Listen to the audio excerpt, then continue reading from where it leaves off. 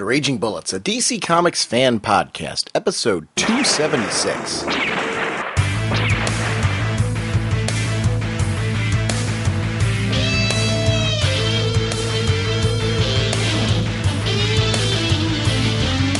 Welcome to Raging Bullets. I'm Sean Whalen, drnorge on the comic forums, and I'm joined as always by my co-host Jim, the sensational sensei of the whatnot, Segulin, and the Duke of You-Know.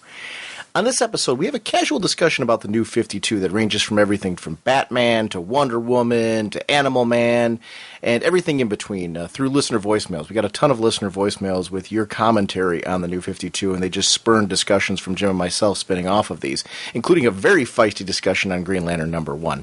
But I want to thank everybody who called in on this episode because it was really great to get your feedback. We also did a cover-to-cover of Men of War #1. And what we were planning to do is we were adding that onto our League of Extraordinary Gentlemen discussion, but this grew into a much bigger episode. As you're going to see, this is over 3 hours. And this was really casual conversation that spun out of that episode. So you guys got an extra bonus show a little less than a week. So thank you for your patience on recent episodes. We are also joined by Chris and Darrell from Comic Book Roadshow as they discuss some upcoming interviews on there. But rather than just do a promo, we were doing a real cool casual chat about the new 52. So this whole episode is really devoted to the new 52, which is really the exciting stuff that we're all talking about right now. So hopefully you really enjoyed this one. And without further ado, let's start getting into the episode. We are proud members of the Comics Podcast Network and the League of Comic Book Podcasts. Sponsoring us this episode are DCBService.com and InStockTrades.com. DCBService.com this week is going to be putting up the brand new books and brand new deals, and that's one of the cool things at the beginning of the month is to see what is DC Service going to be offering us as discounts. There's always anything from 50 to 75% off, usually some special deals that are running each month. So you want to check out their website for that, plus their usual amazing discounts on comics. So if you are a fan of comic books, DCBService.com is really your place to go. Great shipping options. You can get weekly, monthly, whatever, bi-weekly, whatever your preference is. They will bag and board books for you. It's just a wonderful service. Everything always arrives to me pristine. So I want to thank DCBService.com for continuing to support the show. Over at InStockTrades.com. This was a cool week because I got two things in the mail this week from DCB Service, but In Stock Trades, their sister site, also has them on sale right now. The new Teen Titans Games hardcover is finally out. This is gorgeous. It's Marv Wolfman, George Perez, 144 pages, regularly $24.99, 38% off, only $15.49. This is a great chance to get a gorgeous new Teen Titans hardcover. It's an all-original story. This is totally brand new, so you've never read this one before. If you don't have it, this is your chance to pick this one up. It was rumored for years, and it's great to finally have that. I also want to shout out something that I got this week that's a little outside of the DC Universe in the sense that it's Marvel Comics. I'm a big fan of Stephen King's Dark Tower series, and Marvel's been doing this gorgeous Stephen King Dark Tower collection of hardcovers. They put together an omnibus slipcase set, which I picked up. It's 600 pages. It collects everything from Dark Tower, the Gunslinger Born, Road Home, Treachery, Sorcerer, Fall of Gilead, Battle of Jericho Hill, all collected with this companion hardcover. This book retails at $150 regularly, 38% off. On this one, it's only $93. I mean, what a great discount on that. This is just an example of what I like about going to InStockTrades.com. You know, those discounts, that 38% off shaves off a lot of my things. Especially if I do that, $50, I get free shipping on that book. Buying it through InStockTrades.com, because any orders of $50 or more gives you free shipping. So I want to thank InStockTrades.com for continuing to support us. Both DCB Service and InStockTrades.com have that portal to Comixology, whether it's for the DC purchases or for anything supported by Comixology. You can get your digital purchases right from show sponsors, so please consider doing that because that gives them a kickback towards it. Doesn't cost you anything more, but if you're buying digitally, please consider using our show sponsor for that. And we appreciate them for supporting Raging Bullets. James, what kind of a podcast are we? Raging Bullets is a spoiler podcast. We go in-depth into plotline, story twists, and whatnot of the comics we're discussing on the show. So, if you haven't read the books, you may want to come back later so you can better enjoy the show. Through the magic alchemy of nature's most awesome sources of energy, Ray Palmer, atomic physicist, becomes the atom.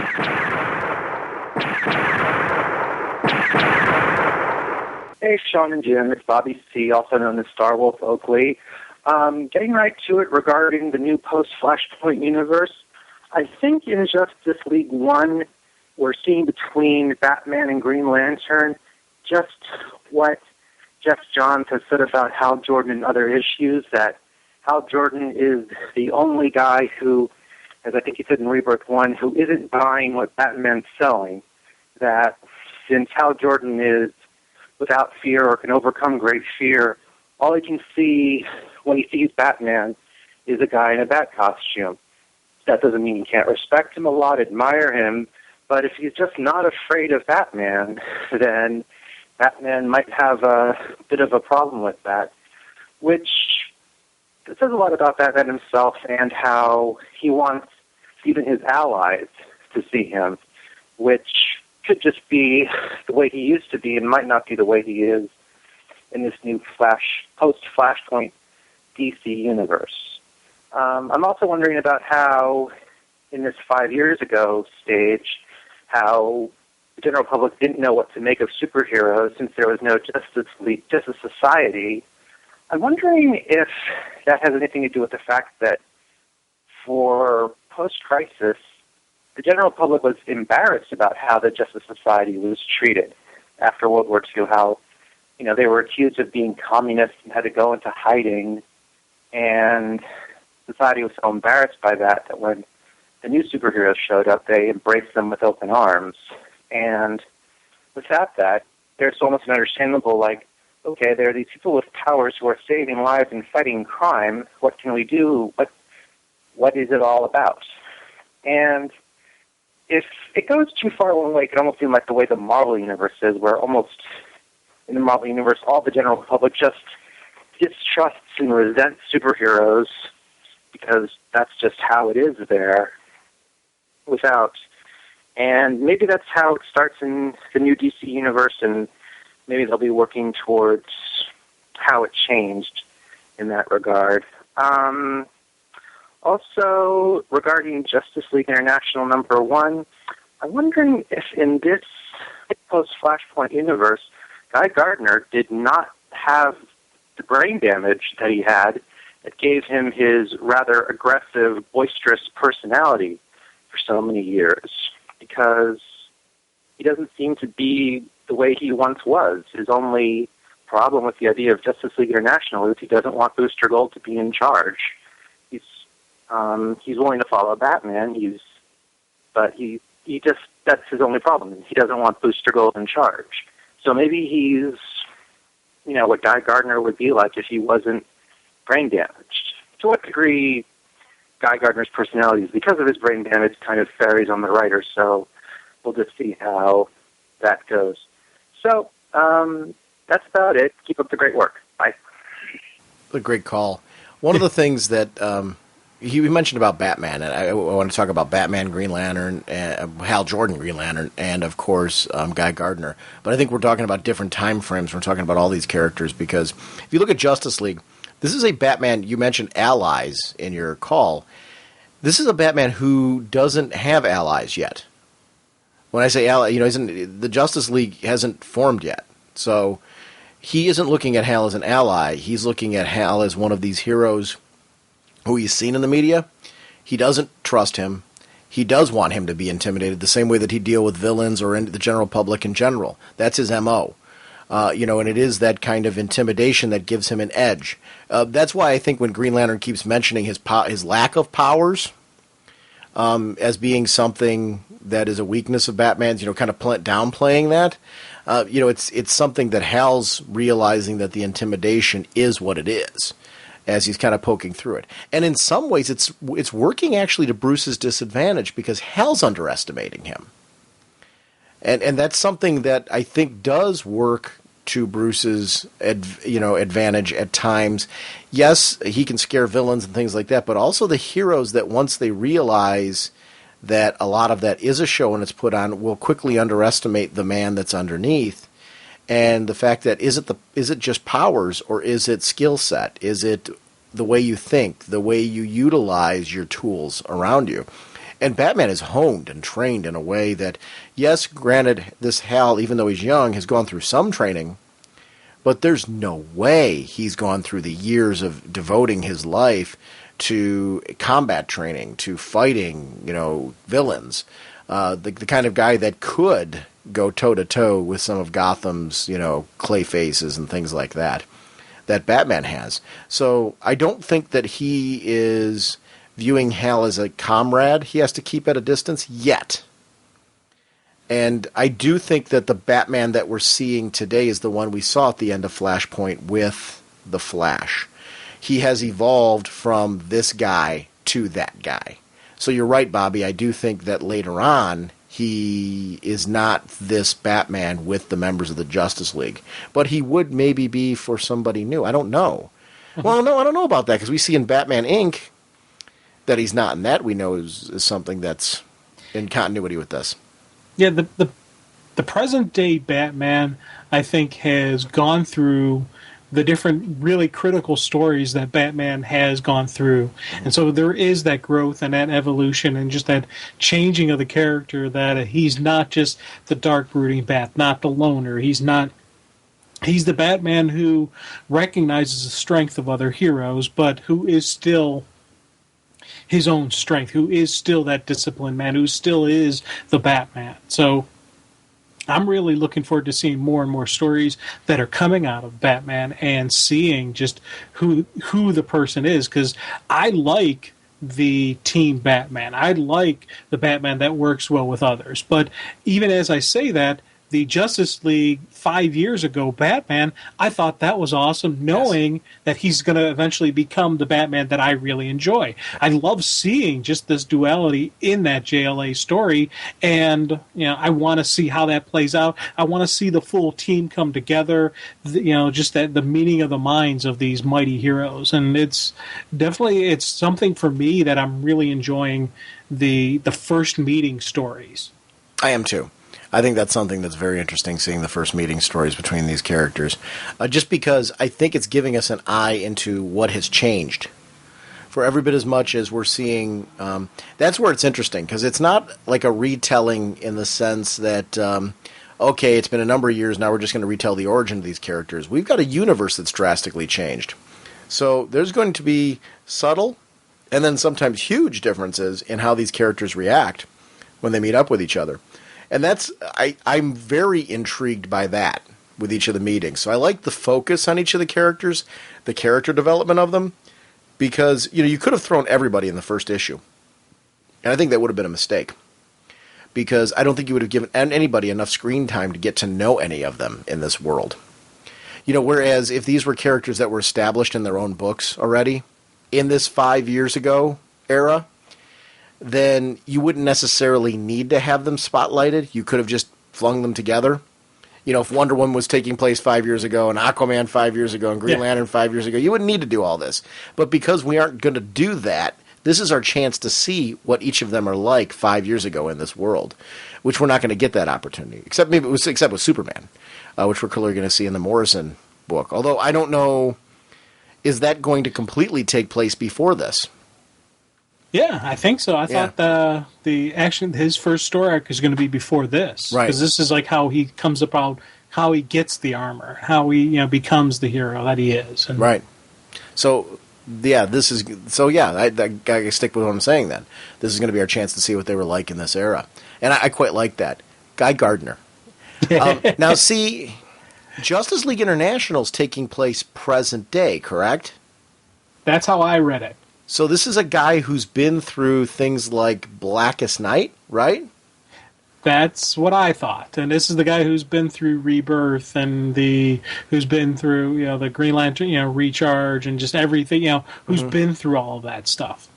So I guess that's why I'm seeing him as being exactly how Bobby's describing him. Yeah.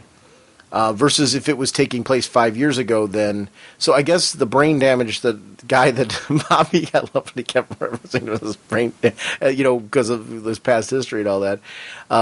Because it's funny, Bobby was reminding me, I view Guy a lot differently now. Yeah. And Bobby was reminding me that is how Guy used to be. That is, the way you would view Guy. And I'm not seeing that from him anymore. He's this character now. So I would take it, Bobby, as what we're seeing there is, unless I see otherwise, the evolution of Guy Gardner. This is the same Guy Gardner we're going to see in Green Lantern Corps, or we are seeing in Green Lantern Corps. So that's why I think we're seeing a difference there, and why he isn't as trusting of Booster Gold being the leader of this team, but he's a lot more confident of Batman being involved in this team because Guy has evolved. He has, similar to Batman, they've had more time to do that. I don't know. It's an interesting commentary from Bobby on this one. I really like. Thank you for the call, Bobby. Hey guys, my name's Micah. I'm a first-time caller. I'm a brand new listener, and I wanted to call about Action Comics #1.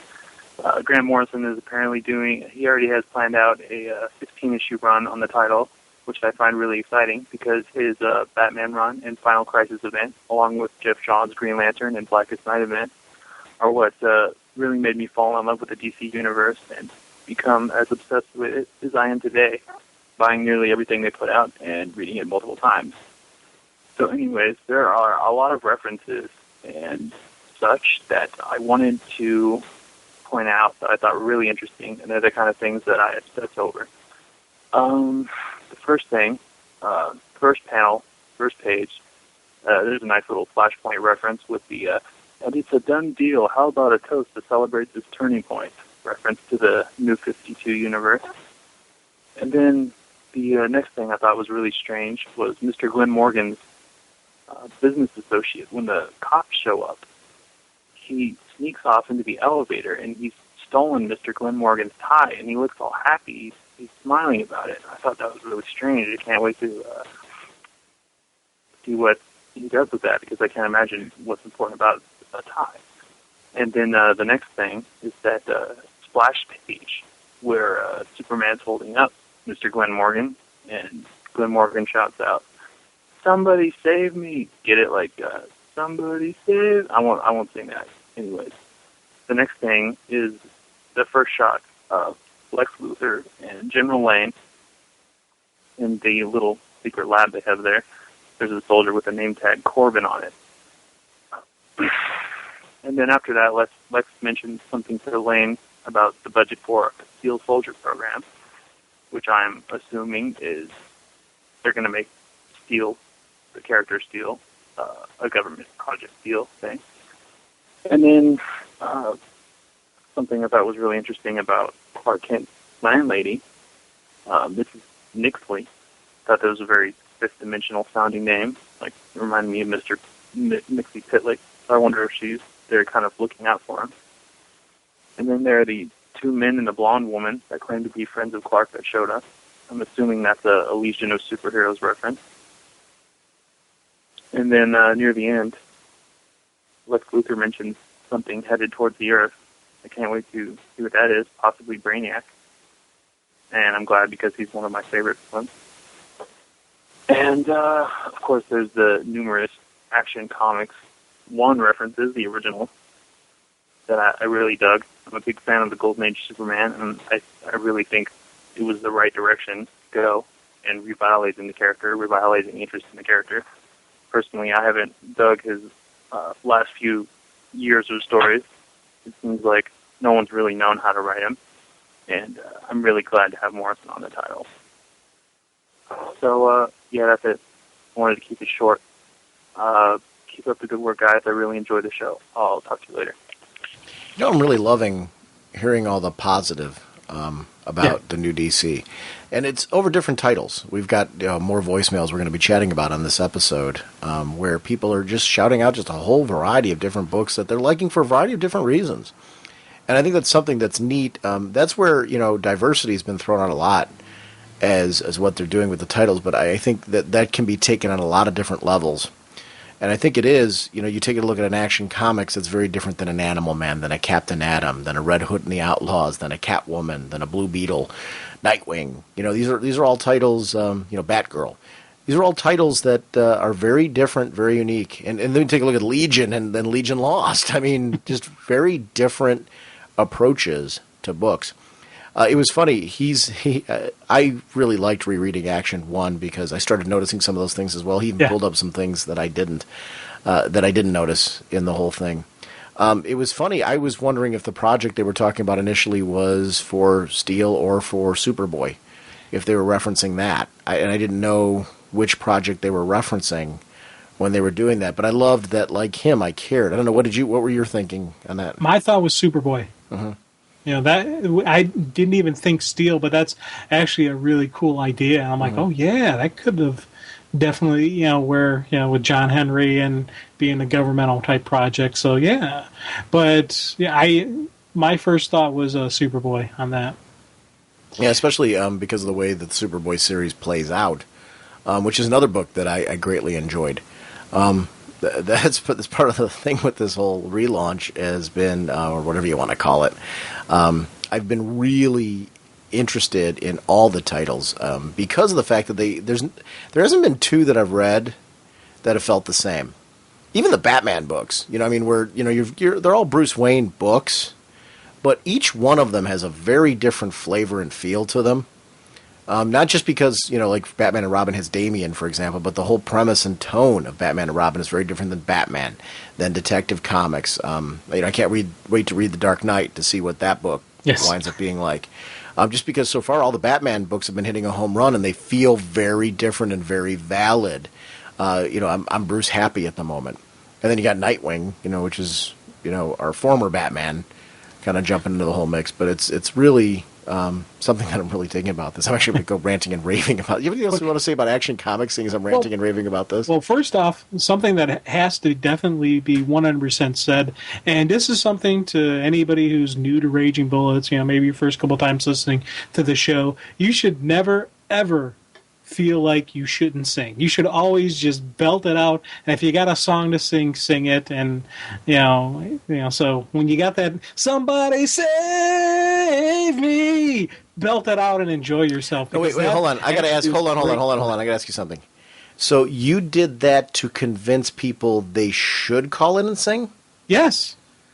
Okay. All right. Here's why. Uh-huh. Anybody who sings on this show will never sound worse than I do. You will always at least sound better than me. Oh my gosh. I'm actually going to agree with that twisted logic. No, to be honest. No, I'm being. Wait, hold on. I am being honest. Yeah. But that point, you know, with that moment, I didn't catch that on my first read through, and I kind of smacked myself for not catching it because I was reading discussions and comments, and I don't know where I first read that online, but as soon as I saw that, I was just like, oh my god, if anybody should have caught that, I should have. And so I'm glad to see that. Oh, I should have too, dude. I loved Smallville. I didn't catch it. I'm not going to pretend I caught that one. I caught things like the name tag for Corbin and stuff like that. Yeah. But I didn't catch that. That was a cool reference. I thought that was cool. That's one of the reasons why I love voicemails. You know, there's things that listeners bring in all the time that I didn't catch. And, you know, that's part of the fun of reading comics and getting other people's thoughts, is the fact that, you know, we're all going to be looking at the book from a slightly different angle. We'll catch something that we didn't. This is, you know, part of what's great about comics now. Actually, I do want to shout out our show voicemail line, as long as this is kind of a good point to do it. It's 1-440-388-4434 or Dr. Norge on Skype. And I did renew the number for another year. So it's going to be there for quite some time. And we really do welcome your phone calls. I love this kind of stuff because it's always great for me to hear what you guys are digging and why. And I do have a theory on the tie thing, what that was all about. Okay. My guess is it's a combination of shock that he, because that's when, Clark swooped in. He had his boss by the tie, and it was probably cut or heat visioned or something like that. And so he was running. He was holding on to it. It was just sheer shock and awe that he had that one little piece in his hand. It wasn't. I didn't take it that he took it. I took it that he was using that to try to hold on to his boss or try to keep him. And that's what Clark just cut it away. When he picked him up and was holding him, dangling him over the side of the building. I took that as complete shock and awe and just, sheer, oh my God, what is happening here? Yeah, it was funny how so much of what I enjoyed about the issue especially was Clark doesn't fully know who he is yet. And what I mean is, he hasn't had a lot of practice with his powers in this type of environment. Doesn't quite know what Superman means. What does he want that to mean? Who does he want that character to be? What is his purpose? What is his overall goal? And that's in this world. Actually, it was Bobby mentioned this in his last in the last voicemail that we had. This is a world that has not had the JSA. So people, you've got a guy that's running around as powerful as Superman, a guy that's hiding in the dark like Batman. These are your first heroes. What do you feel about these guys? Mm-hmm. And I don't want this to turn into the kind of world where it's like that all the time. I want to eventually see what Bobby was mentioning earlier, the kind of story where we see maybe in an Action Comics where people start transitioning. And we do see that. I loved the first issue, touching on what Mike is talking about here, because not only did we get to see Superman doing things, but we got to see the general public, a grassroots movement, saying, hey, wait a minute. This guy just saved us. This guy's one of us. Hey, high five this dude. We wouldn't still be here right now if it wasn't for him. What are you doing going after him? Mm-hmm. And I think, it's public opinion that's going to start swaying because this is their first guy, their first chance to get to know him. And I'm going to be curious to see in this world, in this day and age with blogging and with things like that, what is that going to look like for Superman? What is going to help this Superman get over with the world? And I like how it's developing like that. There was the comment earlier about... Marvel heroes being mistrusted. I'm going to say that there are a lot of Marvel heroes that aren't, that are really strong in the public eye. I think, the X-Men were always interesting to me growing up because of the fact they were mutants, and, people knew that there was genetic differences there, that people didn't trust them because of it. They were kind of outcasts, and I liked that. But, you had characters like the Avengers and stuff like that that were like your Justice League of the Marvel Universe. Sure, those characters were always more street level to me, where they were a lot closer to the general public. But there were definitely clearly defined heroes that I thought the public trusted as heroes. There were those ones, too, that had skirted the gray lines, which, DC's had as well. But I do agree, though, with the point that was made earlier, that I want to see our DC heroes evolve into the icons that we know them to be. Like, I eventually want to see a Superman who is kind of the one that everybody knows is the hero and everyone rallies behind as the hero. It's kind of an important role for Superman, yet I don't mind him maintaining some of this edge that they've given him now. Because I feel the edge is natural to Superman. If you go back to his golden age, these are things that they're not making this stuff up. They're not inventing a new Superman. They are reimagining the classic Superman for today, going to his core roots in the Golden Age stuff. And I encourage people to read Superman Chronicles, the first trade, and you get kind of an idea of wow, they really are going back to the original premise of the character with this, and really modernizing and revamping it for today in a way that's kind of cool. So I'm digging it. It's kind of a cool thing right now to see this character brought in this way. He's an interesting Superman. I liked the stuff that was coming before this, but there's definitely an edge to this now that I'm really, really enjoying. And it's funny how my like of the guy under the costume is going to, I think, ultimately is what's going to sell me on the costume. Yep. Which I would prefer it to be that way. I would prefer it to not be as shallow as I think his costume is cool. Because I'm still at the point where I'm feeling out the costume and all that, but I really like the guy that's in the costume. So, you can't argue with that. He's being written in a way that I'm really digging him. So I would prefer that to be the case, where I'm liking the guy so much that whatever, he could wear a burlap sack and I'm going to be behind the guy. And that's where I'm at, versus I've had series before where I've jumped on because I thought a costume was flash and cool, but there wasn't a lot of substance to the character. I don't have that problem here. Yeah. The guy's great. Hey guys, I'm a long-time listener, a first-time caller, and I think I'm one of those folks that DC is looking for. Basically, I've never really bought a lot of comics growing up. Never necessarily had the funds, but always was interested in superheroes, the movies, Super Friends, Saturday morning cartoons, you name it, I watched it. So anyway, now with this new 52 coming out, I had to kind of jump into that. It felt like a good spot to jump in, brand new, into some of the storylines. I've got Justice League #1, Action Comics, Batman, Detective Comics, Batwing, which I love, and even listening to the show, I actually got Animal Man, so I might give that a few tries to see what's going on with it. But initially I planned on just getting Justice League first day because that price wasn't going to drop, and wait till the price dropped and everything else.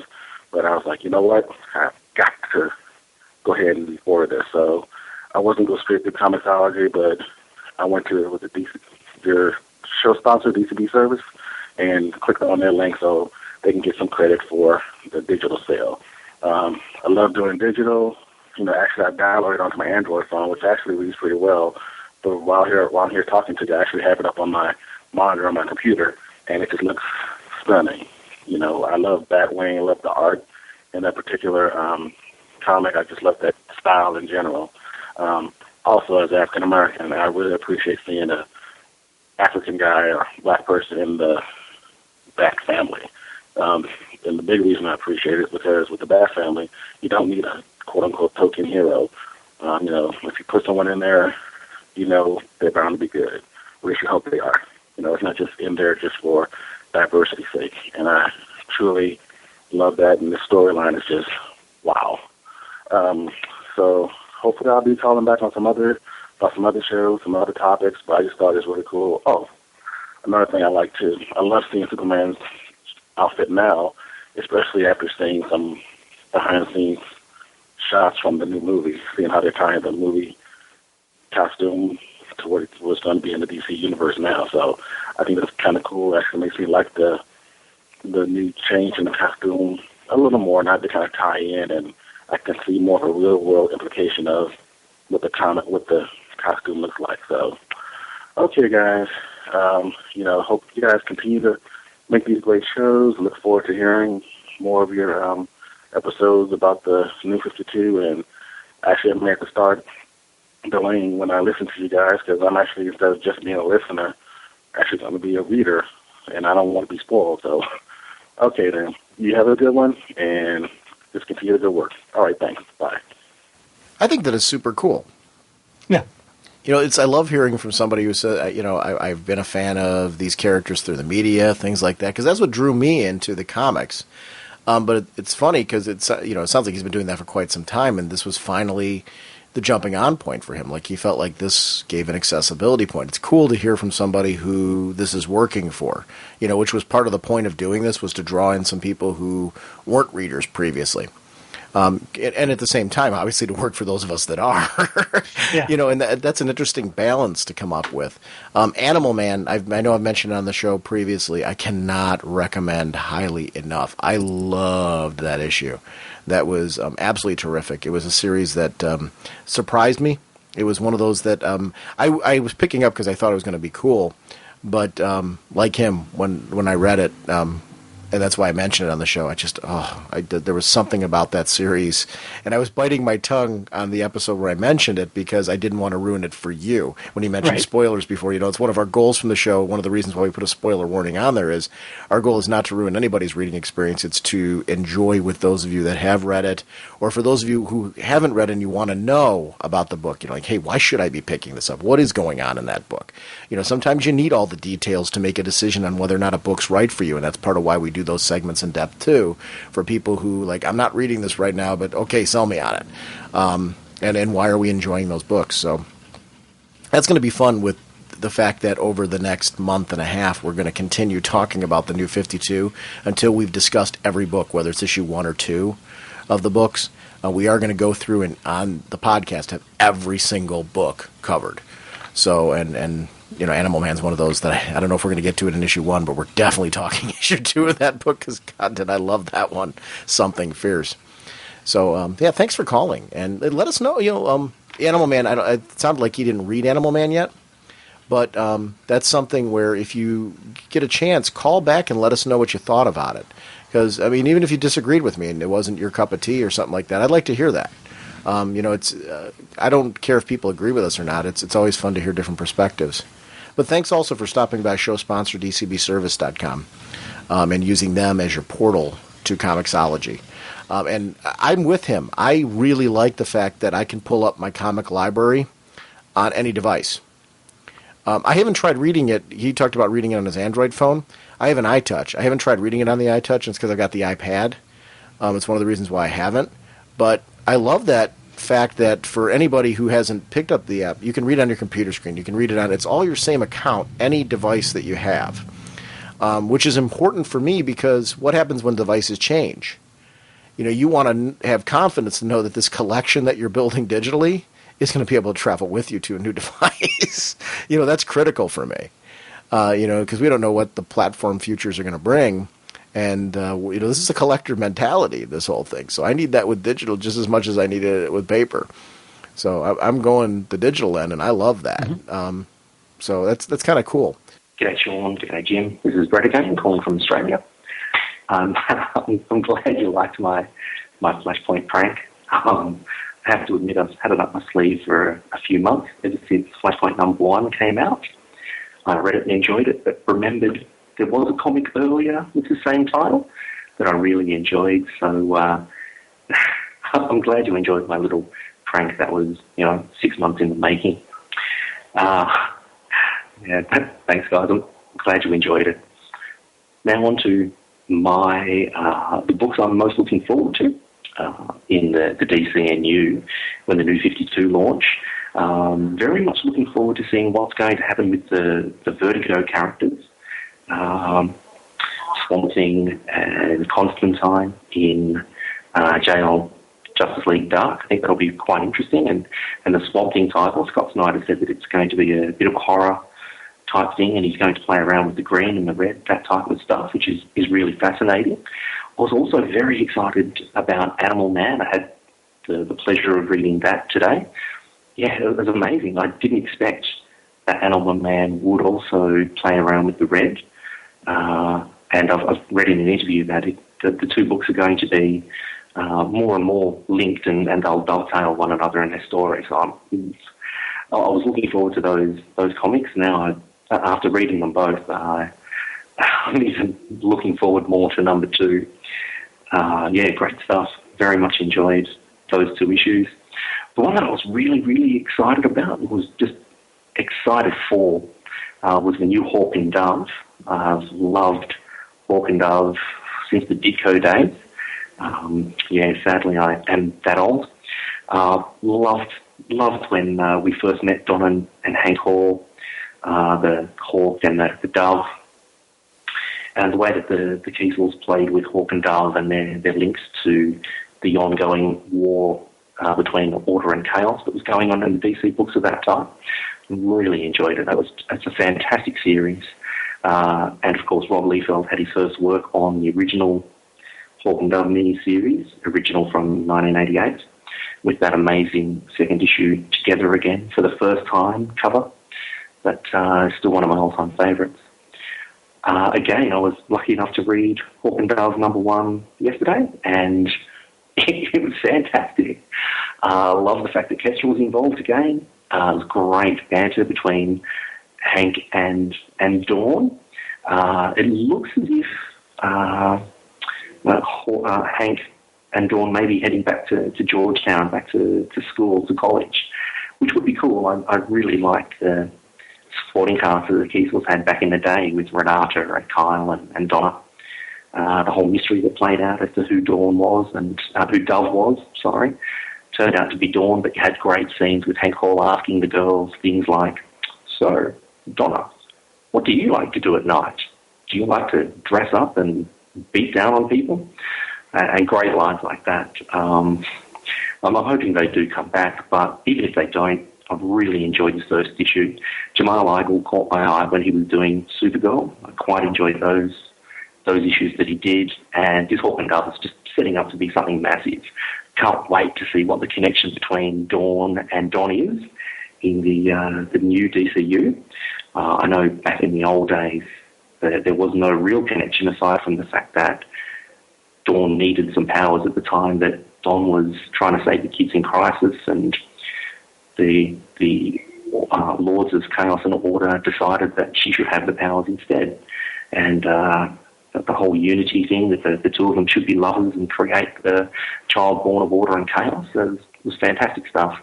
Shame it didn't play out perhaps the way the Kiesels wanted it to, with the whole Armageddon 2001 thing. still a bit annoyed about that, I have to admit. But no, I've really, really enjoyed the first issue of Hawk and Dove #1.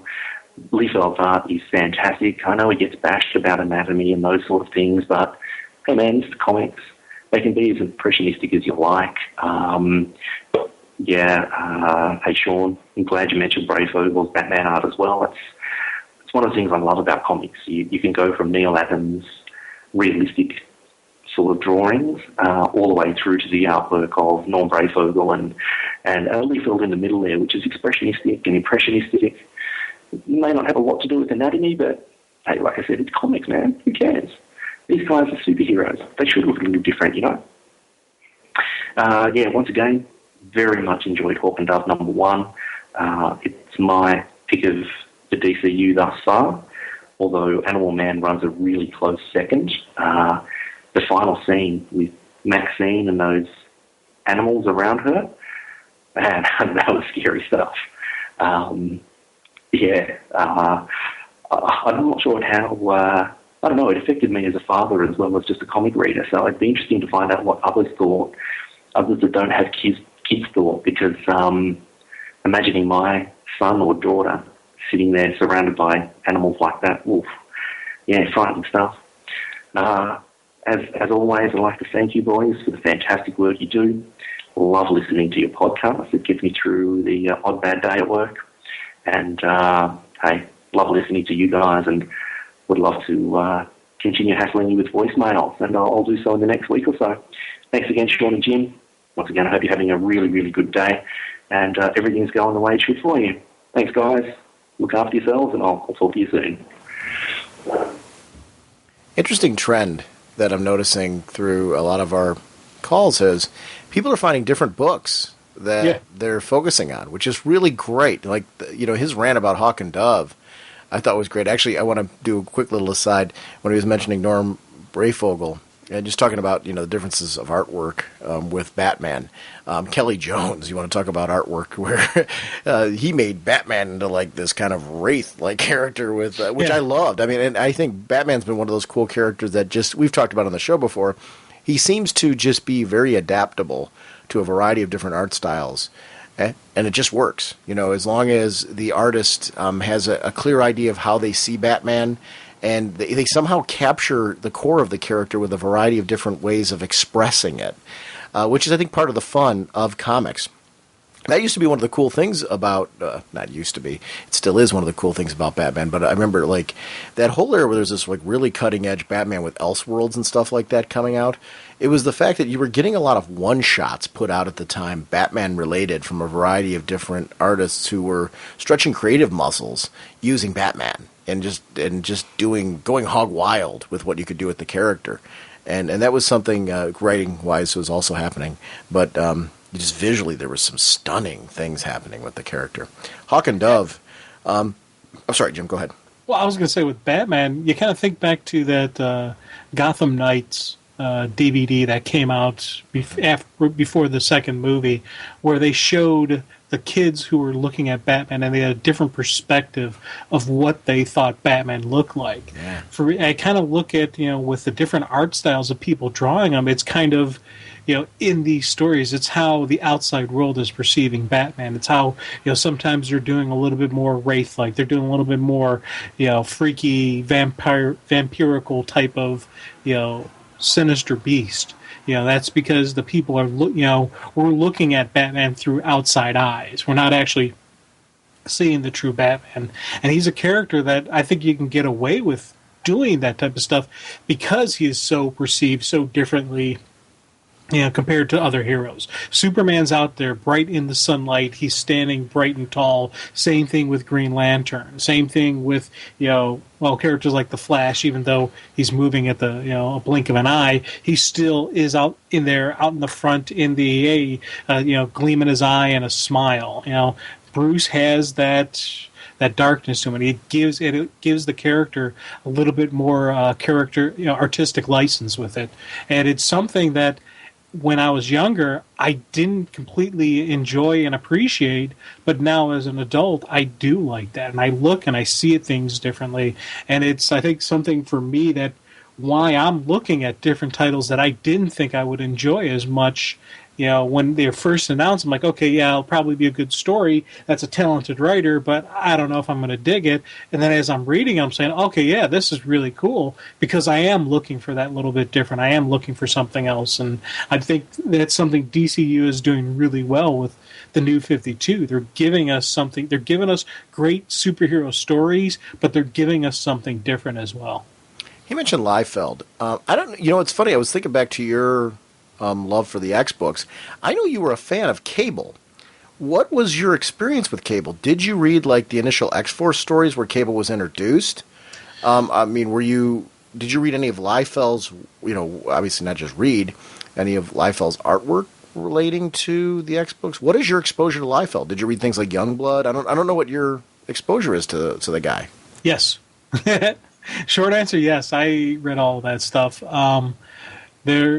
Youngblood stuff was very limited. I didn't get a lot of the Youngblood stuff just because I think Youngblood was a financial thing. I decided to go all in to the X title. So I was getting all the different X stuff, and it's funny because as back then as a kid, I didn't pay attention to creative teams.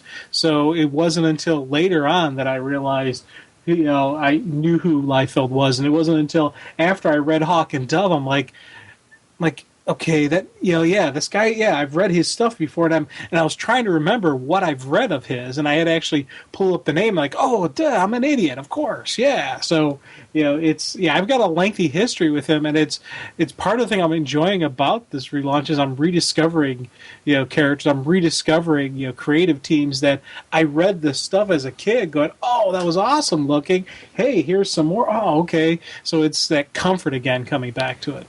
Did you read his work with Cable? Yes, but not all the stuff there. Did you read like the initial creation of Cable, like those initial appearances? I didn't know. Yeah.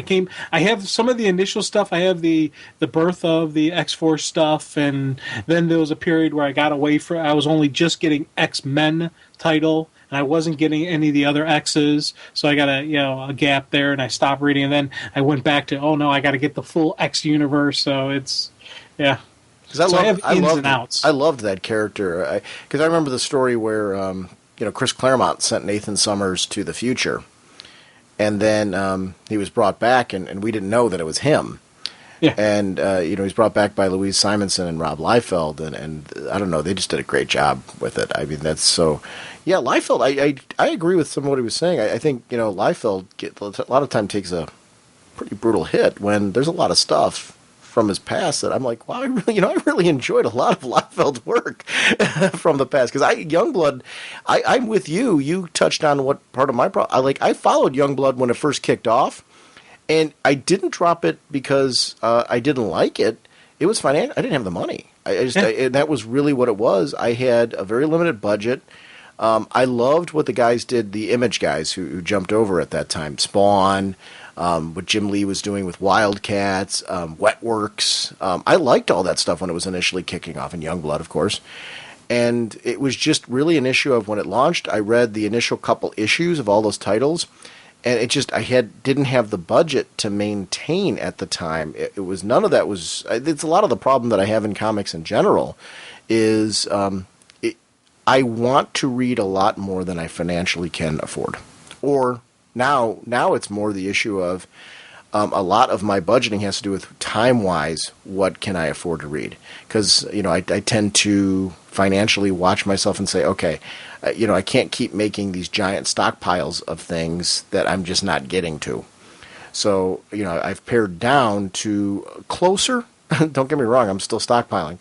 But, it's a little closer to what I actually am able to read, figuring that I will get trades and things. If I ever, start macheting through the extra pile that I keep building up, I can always go and buy trades to collect those. But at that time, that was the only reason why I dropped it. I really enjoyed Youngblood, the initial kickoff of it. So he's a creator who I've really enjoyed, a lot of his work. I haven't read everything of his, so, I can't comment on... where a lot of his work went, but there were things that I really enjoyed. Did you read when they did that Bubble universe with the Marvel characters, Heroes Reborn? Did you read any of that stuff? No. I remember I think Liefeld was on Captain America at the time. And I remember that was another example of where I read the first couple issues of that because they were relaunching it, and it was, again, a financial thing. I enjoyed it at first, because they put all those characters in the bubble during the Onslaught thing, and they were relaunching them with the intention of bringing them back.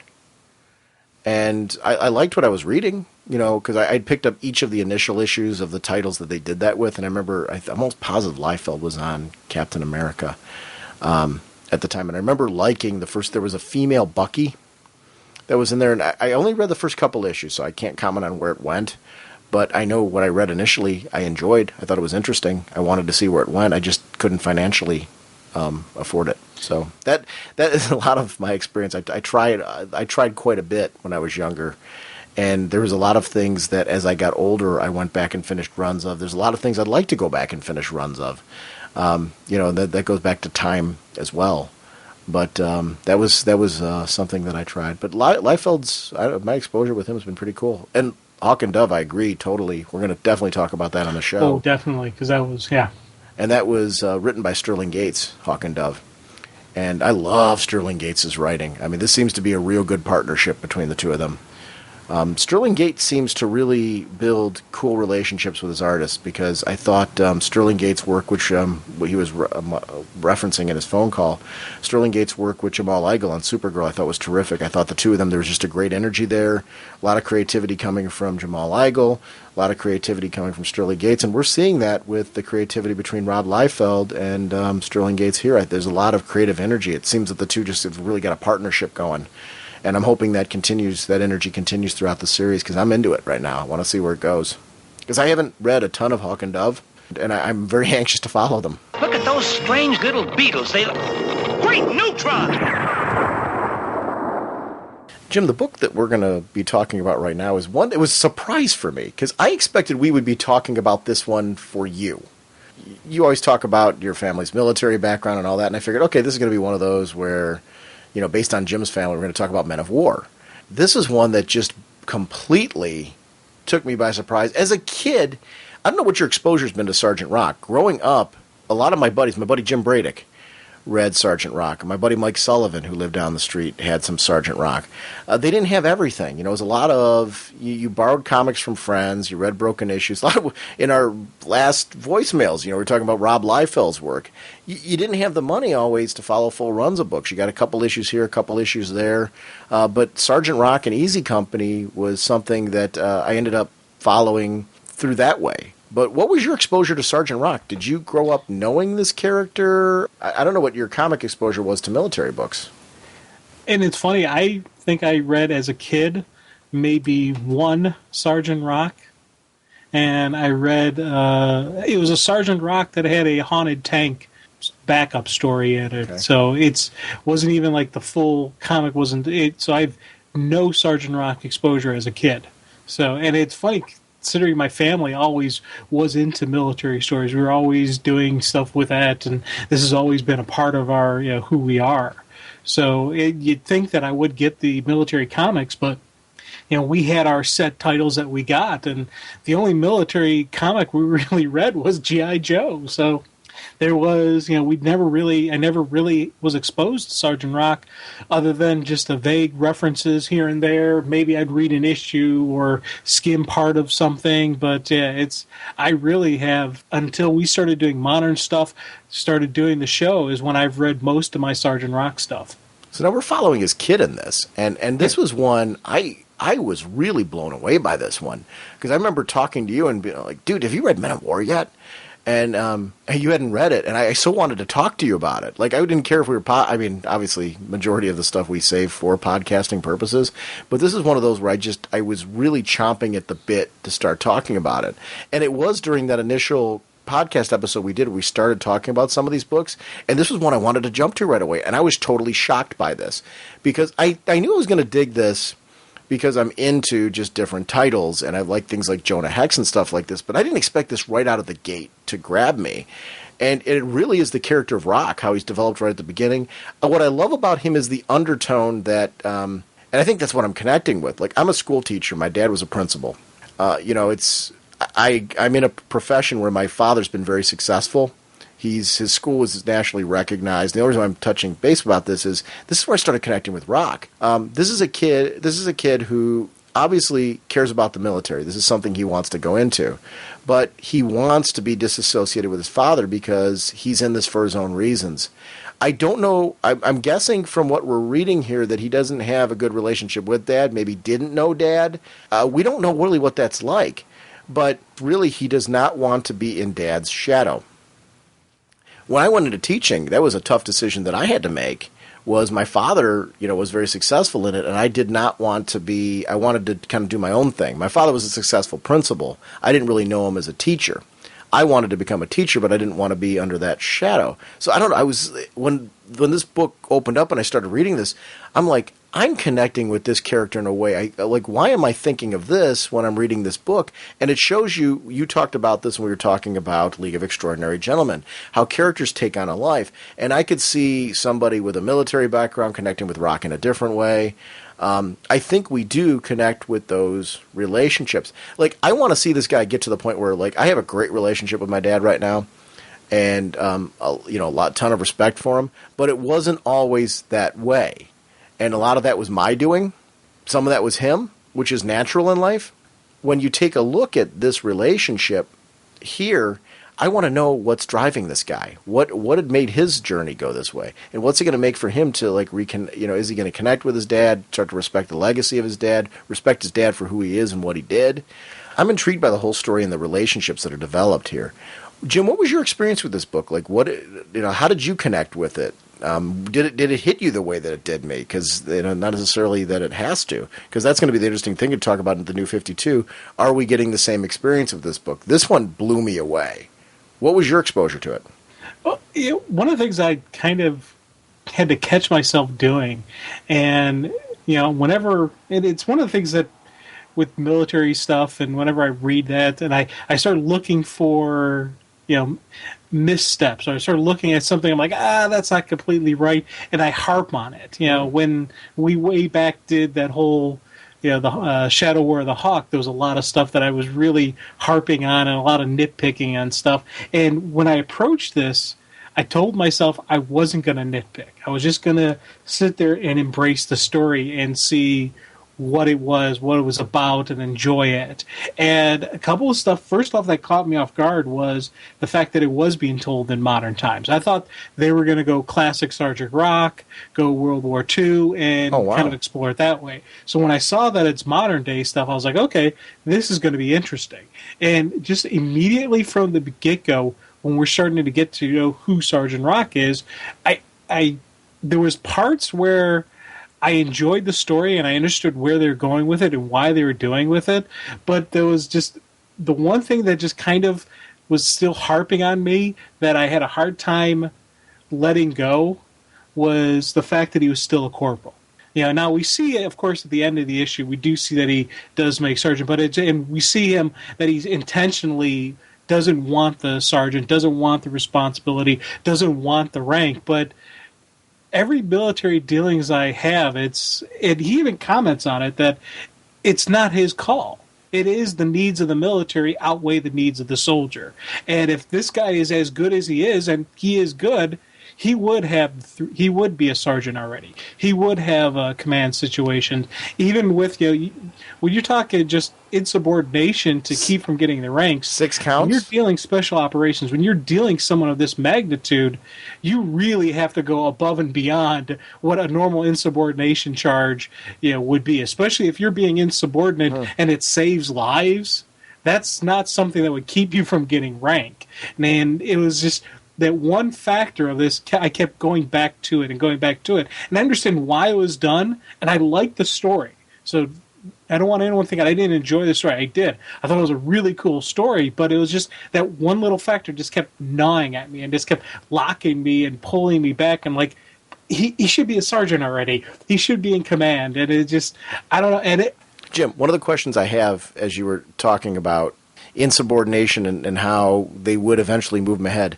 Now, I agree with you, 6 counts of insubordination, I see that, but what if a superior officer knows that a trooper really is adamantly fighting against rising in rank. Would there be a mode of respect there to keep them that way? Or is that something that just wouldn't happen? I mean, I guess I don't know how that works, because I didn't see this as being odd, because, first of all, I could see why they were interrogating him and talking to him, saying, like, why are you still not sergeant? So everything you're saying, where they're confronting him about it, that he should be raised in rank, that he should be sergeant, is everything that captivated me on this, because they were questioning everything that you were. You know, I'm talking about the superior officers here. I guess what I'm questioning is maybe because of his family background and his history and all that, do you think that there was some respect being shown there to the fact that he didn't want to? Or is that something that wouldn't happen? See, and again, it's, corporal to sergeant, I wouldn't see that. But now for me, I one of the things that I started looking at this is as if, because one of the things when you're enlisted personnel, and you're signing up, that's the, private, corporal, sergeants, and that whole, ranking structure. Then the other side, you have the officers. Now, there's a couple ways to become an officer, and one of them is, officer candidate school, and it's where you're actually the enlisted personnel, and then you go from enlisted to officer, and I could see that kind of struggle and that type of resistance where, this guy's enlisted and he should be an officer. And this whole conversation that they had about with him being sergeant, I kind of, in my mind, was substituting the word lieutenant. Like, why don't, you would be a great officer, you would be a great lieutenant. This is where you're smart enough, you should be doing this. And that's the kind of conversation I would see them having. And with him saying, I don't want that. This is what I am. I'm enlisted. I'm a sergeant. This is my, this is where I am. This is where I belong. And, that's something I would see more. And I actually would probably have had a better connection with and a better understanding of. Yeah, because see, I guess for me, and this is coming from a layman's perspective, one of the things I liked about it is, I guess I could see why somebody would just say leave well enough alone for right now, because we're not getting a soldier who's lazy. We're not getting a soldier who is shirking his duty per se. He's going in the field in some of our heavy missions, and he's being highly effective, not only for himself but for his teammates in the role that he's in. So for right now, I could see a superior officer saying it, and I could be completely wrong in this because I don't have the background, so I'm admitting my ignorance there. But as a reader, I was like sitting there connecting and saying, I could see a superior officer saying, okay, I've got this squad and I've got this guy here who clearly does not want to jump up, but boy, when he's in the field, he is effective, not just for himself, for the squad, and look how we're doing here, with him and what we're able to accomplish with him, and look how the people rally behind him. Why would I break that? If it ain't, I guess I'm kind of going under the theory, if it ain't broke, don't fix it. And I could see there being that line where maybe a superior who knew his dad, or a superior just saying, okay, there's going to be a little bit of flexibility here because of that. And like I said, this is me coming off as a reader. I don't have the military background. So I was surprised. Like, this is a military style book. I really enjoyed those one-shots that DC released recently. So I walked into this one, I knew it was going to be present day. And it was going to be set from the source blog. And I've got to admit, I don't understand the hierarchy and how it works. So, again, throwing out my ignorance there. This made me respect soldiers and what they do. This made me, kind of rally behind them. I love that it felt very real world, in a world with superheroes, because that clearly became a part of this. As the issue was going on, we got to see metahumans, the metahuman in this, which I'm curious to see where that's going to go. But it was something about just immediately captivated by a guy who was able to inspire his squad in spite of the fact that he's clearly sabotaging his own career to keep himself a grunt in the field because this is where he wants to be. And it may be because of the fact that, he loves these troops that he's with. These are his brothers in arms, his comrades. And also he doesn't want to be in his dad's shadow. But I don't know. I'm curious to see. I knew this was going to be an interesting one to talk about because I had a feeling we were going to be in different approaches to this whole thing. So I was curious to talk about this one with you because I knew we were going to have a different perspective. Yeah, and there is a lot of, if it ain't broke, don't fix it. That does happen a lot in the military. So it very easily could have gone down exactly how this played out. And so don't, and I don't want anyone thinking, well, Jim, this could happen. Yeah, it definitely could. There's a lot of times in the military where the correct person doesn't get the promotion, or the correct person isn't in the position of command. But one of the things that got me with this unit especially, this is a special operations unit. This isn't, yes, this is an infantry unit, but this isn't just your regular everyday average ground pounders. These are, specialists. This is, special operations. This is something, and yes, they have the human factor into it, but I do like to think that this area has a little bit more where we go into it, and it has a little bit more where it's not just about, it's a level above what the other units are. Mm-hmm. So for me, I would have liked to have seen it be an enlisted versus officer story, not, corporal versus sergeant. And it's a very nitpicky point, because I don't want anyone thinking that this isn't a good story, because this was a really cool story. I really enjoyed seeing the action. This was, again, great meshing of artwork and story. We're getting a cool warrior, a good, nice soldier story going on. Plus, we're seeing the, action. Again, you talk about chaos in the battlefield. We're getting some great chaos moments. You're getting these moments where you're getting a development and a feeling and an understanding for the different members of the unit. So it's, I did enjoy this. It's just those little nitpicks in my mind which prevented me from having that great connection that you had with it. What do you mean by enlisted versus officer story? Because I guess we are seeing that, aren't we? What am I missing? Okay, again, it's like with him not wanting the promotion. For me, I would see them saying, "Hey, you should be an officer," and him saying, "No, I'm enlisted. I'm not an officer." There's a definite mindset in between the two different areas, and there's a lot of great enlisted personnel, a lot of great sergeants, and just the various throughout the structure that they're not officers, and there's a lot of officers who I wouldn't, you wouldn't see them in the enlisted side. It takes a different strength and a different type of character to do either one. And there's some who have gone through, and there's been a lot of great, people who started off as the officers, got either a battlefield commission or maybe went to OCS and then became an officer and had a very successful officer career. It's, but there is a distinction between the two. And for me, I see Rock as a sergeant, and I see them wanting him to become an officer, and him saying, "No, I want to stay enlisted." But how do you know that didn't happen? I would see the difference. How do you know that didn't happen? Well, just because I guess I was taking it that did happen. They're bringing him up on I don't think it was just the insubordination counts. I guess I took it. There's been a history of this, and I think the insubordination was his way of further letting them know, I do not want to be given a command. I think he's covering all bases. See, I guess we did read this differently, because actually everything you were saying is part of what I took has actually been happening. I think he's been approached multiple times to become an officer.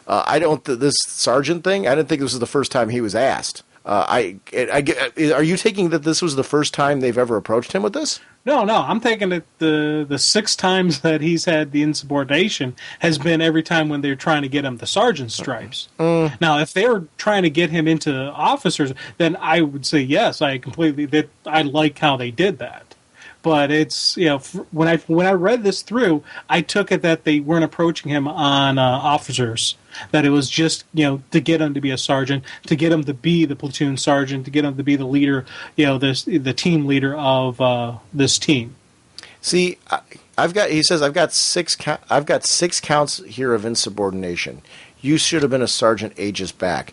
I guess what I took that as 2 separate things. I didn't take it as the insubordination was him not becoming sergeant.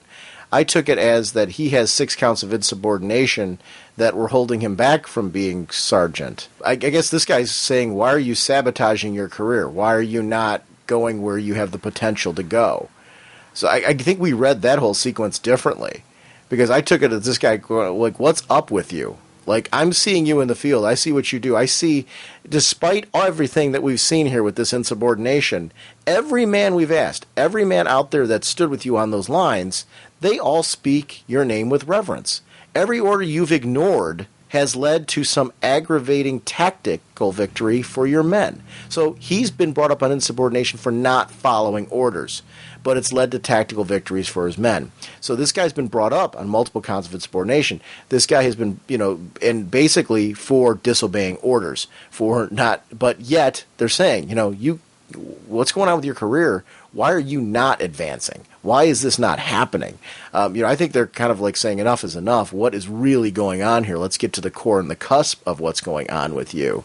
That was something I found intriguing about the whole thing. And again, I don't have the background you do as far as what the actual hierarchy goes, but I was watching this kid and I'm like, and I think you, even if you don't have a military background, you can connect with the kid, and I do connect with that because I've had stages in my life where I clearly wasn't living up to my potential.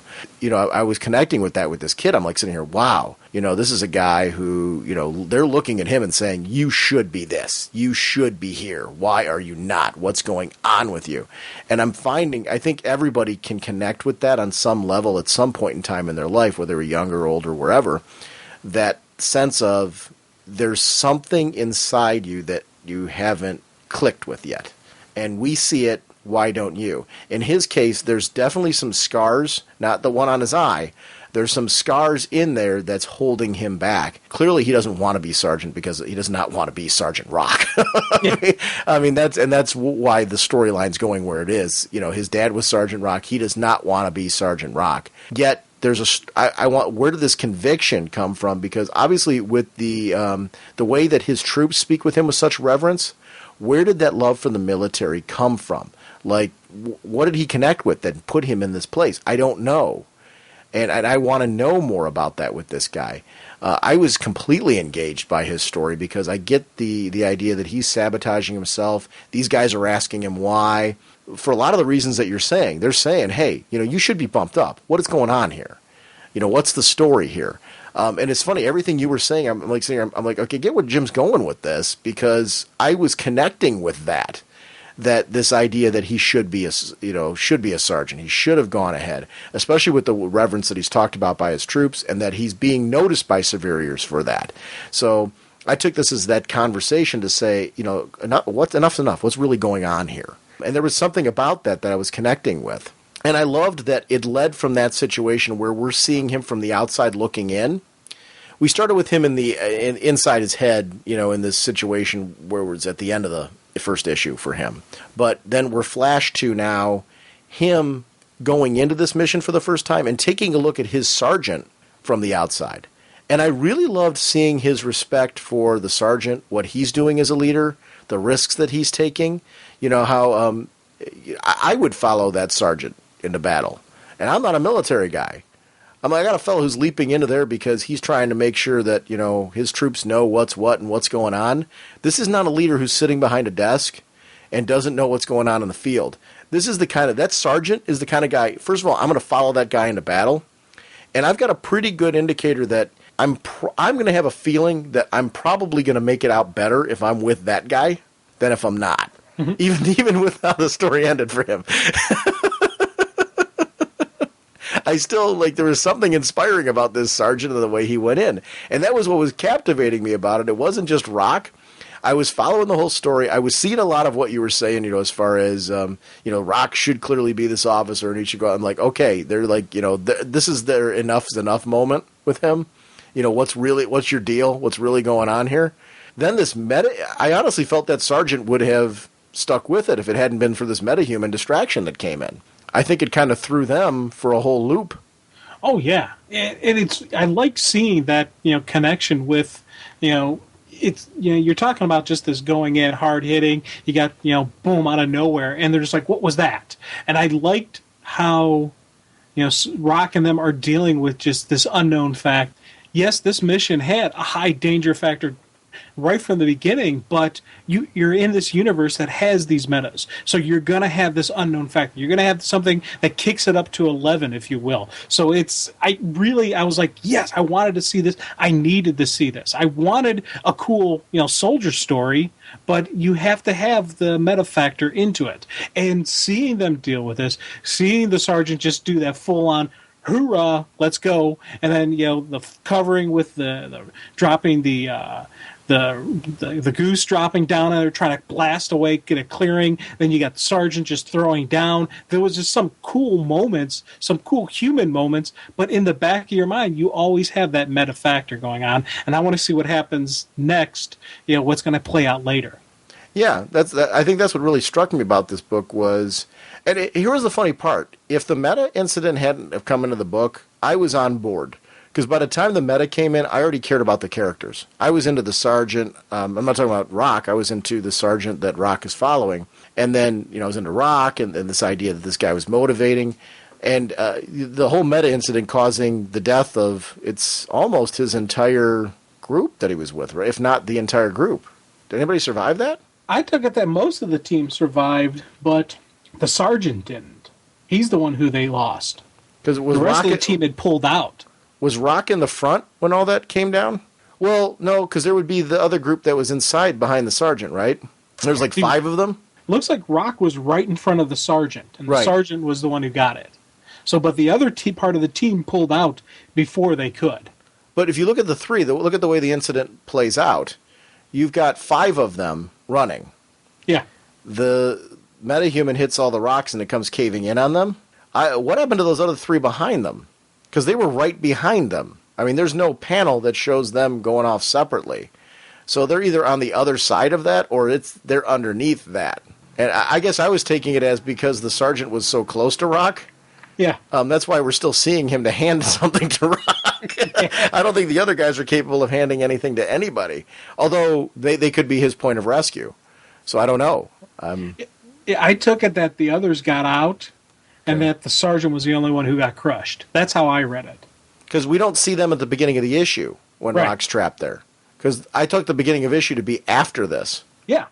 The beginning of the issue is right at that point, right when Rock's sitting there, he's bleeding. He first hears the Rock, "You're Sergeant Rock." Yeah, yeah. That happened right before, the beginning of the issue happened right before that. Huh. That's how I'm reading it. Right before what? Right before that moment, think I'm blind at first, and then in the darkness, there's a worse sound I hoped I'd ever hear. The first pages happened right before that. Well, but okay. Well, let me go back to the first page. I want to see what that looked like. Think I'm blind at first. No, okay. Yeah. And then we get the conclusion. So he hasn't yet seen in the beginning, and I'm sure I'm going to die today. That was before he actually saw the sergeant. Exactly. Okay. All right. I get that. I don't know. I liked Rock right from the get-go. I'm captivated by the whole thing. This is a book that I mean, and we'll talk about the Navy SEALs part next. What did you think about this book having 2 stories in it? Do you think that this needed to be one of these extra $1 for the double stories? Would you prefer to see it be a Sergeant Rock story by itself, or a Joseph Rock story, I should say, by itself? Because we don't really know his name until the end, do we? Yeah. That we know he's Rock, but not that he's Joseph Rock.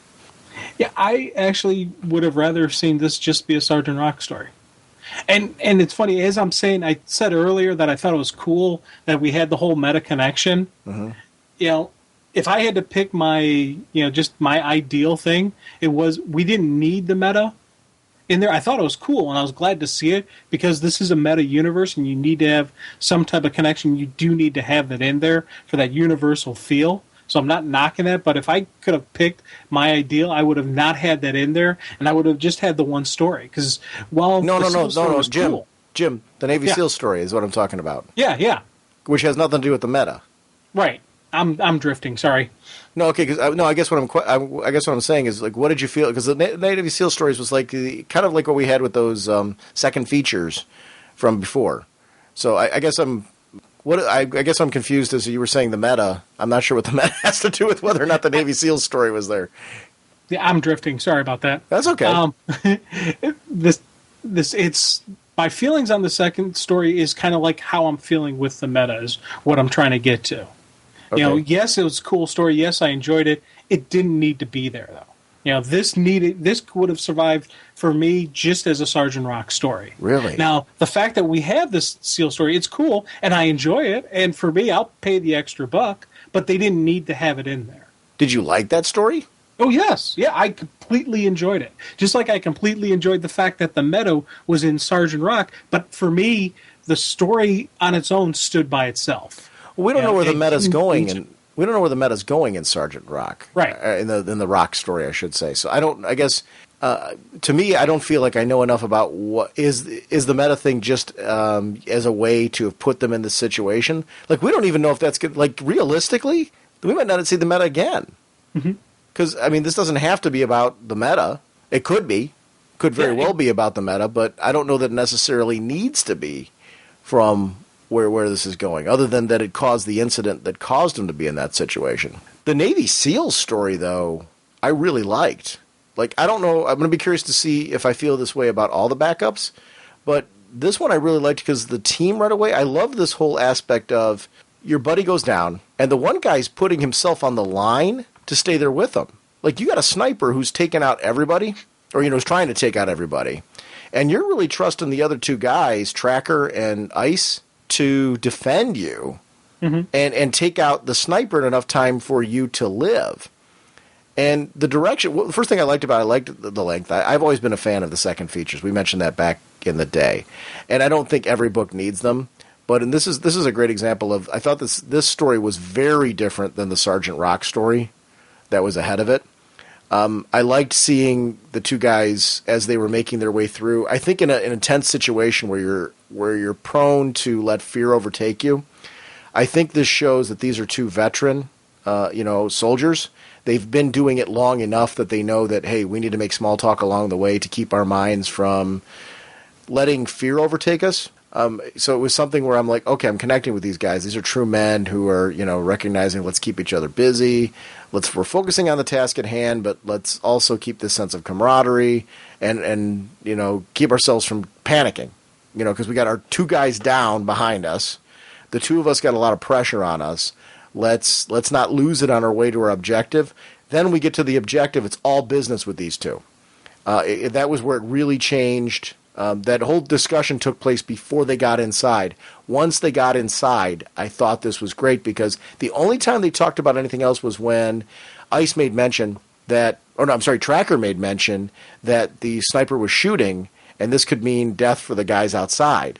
But then Ice comes back with that really cool logic of, if he's still shooting, that means they're still out there.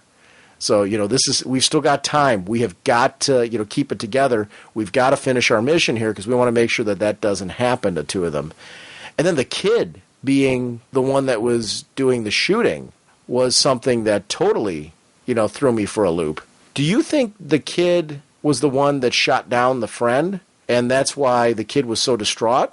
Or do you think that I don't know if it was the father or if this was just, a soldier behind who's using the kid, for military purposes, was the one that shot the guy down? I took it that the kid did the shooting. But how did you take it? I'm the exact opposite. The kid is a human shield. And the firing on the unit was the adult. And then they ducked in the shadows and put the gun in the kid's hand.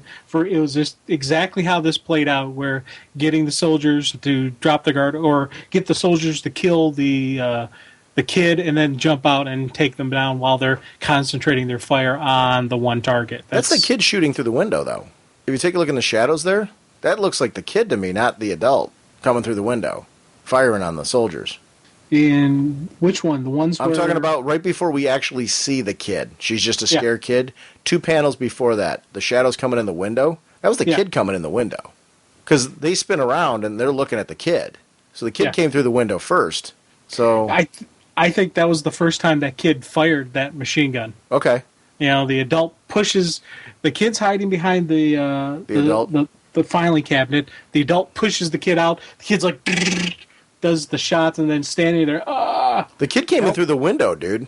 The kid came through the window? Look at the window. The kid's coming through the window, not from behind the filing cabinet. Well, the window does. I took it for there was hiding behind the cabinet. Oh, okay. To shoot to the outside through the window? Yeah. I guess I thought they came in from the window, but then you're saying the other adult's behind the filing cabinet. Okay, I can see. No, you know what? If you see where the adult is placement-wise in the other art, you're right. Looks like the adult's coming from behind the filing cabinet. Okay, I can see that. Yeah, because from the artwork, from the shadows from where the kid's coming from behind the filing cabinet, I guess I took it, if you look at the artwork, it looks like the kid could potentially be coming through the window, but now I'm seeing it your way, because you're looking at the kid standing in the the second panel after we see the reveal of the kid, it looks clearly like there's obviously that gap behind the filing cabinet for the kid. I don't know, that was interesting.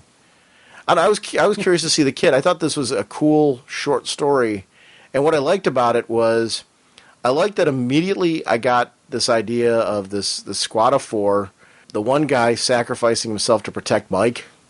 I thought was really cool because you got to be really close friends with somebody to put you got snipers shooting at you, and you're going to say, hey, I'm going to stay here with you. Yeah. I don't know, I'd like to think I would do that, but I think there's another part of me that would be saying, you know what, dude, I'm going to avenge you. And it's part of the team dynamic. That's part of the layout of how they're trained and how they're going to go. It's everybody's got their part. While the one's doing the one, the others are going after the sniper. That's and I'm saying that it didn't need to be in the book, but I still enjoyed it. I thought it was a really cool story. Everything you were saying about how the dynamics between them, seeing it lay out, the action, and then that little swerve at the end there caught me off guard when the guy jumps out from behind the kid. All that, I was like, oh, this is cool, but it didn't need to be in here. And I'm worried that's going to hurt the book because everybody's like $2.99, hold the line, $2.99, $3.99, I'm not going to get it. And I think that extra buck is going to hurt the sale of Men at War, and it shouldn't because this is a really good book, and I hope that people will give this a shot. And I hope that people will say, yeah, let me give that extra buck, throw it down, or if you're picking up the digital, you'll give it a try because I am enjoying this. And I always worry when I start talking, I start getting just my little psychoses and my little nitpicking, and people may think, oh, it's not good. No, I have these moments, but it's still a solid story being told, and it's still something very enjoyable. Now, I wanted to talk about this one in all honesty because I'm going to completely disagree with you. I think the backup feature, or the second feature, whatever you want to call it, was desperately needed. Not desperately needed in the sense that I really loved the Joseph Rock story in the beginning. And I was so into that like when that came to an end, I wanted more. But I loved that the story, I'm glad that it wasn't a Rock story afterwards. I liked that it was a Navy SEAL story because I'm like, okay, I'm into this right now. I'm into this whole military story right now. I kind of want to read more. The Navy SEALs one I really loved because I got into the whole sense of risk and bravery for what these soldiers are doing here. I got it really into the guy, standing by his fellow soldier, putting himself at risk there, trusting in the other two soldiers. This is a squad, and it's you don't know what you would do until you're in the situation. And I loved that. I really felt like that was the case in this. I couldn't put myself in the situation and say, well, that's what I would do. I found myself respecting the characters because of how they handled it and hoping that I would do the same thing. And hoping that I would trust enough in the other two guys that it would work out, if that makes sense. Because you're not just sitting there and being selfless as far as protecting your friend. You're also trusting the other two guys that they're going to make it happen. There's no sense in committing suicide there. You're really trying to protect your friend and hope that you're going to make it out at the same time, so the four of you escape this. That was the whole point of their operation here and what they were doing, after he got shot down. So you're putting a lot of faith in the other two guys. And, I would hope that if I was in that situation that I would be lucky enough to be in a squad where I clearly trust Tracker and Ice to do what they're going to do. And you see when they're going in there why you can trust Tracker and Ice. The two of them, as they're talking through everything, you can, see, okay, these are two guys that have got it together. They know what they're doing. The only thing that threw them off through the entire thing was the kid, which I don't know how I'd react to that either. Now my question is, what's going to happen to, the next one's called A Family at Bay. So what's going to happen to Ice and Tracker? And is there going to be somebody else there besides this family? So is this the kid's dad? I'm assuming just because of the title. But you never really know. Right. When I first read it, and looking at the details, I figured it was just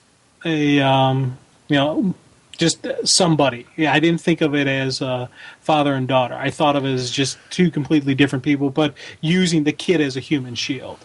But this could be a family thing. There could be a whole nother story that we won't know until issue 2 or issue 3.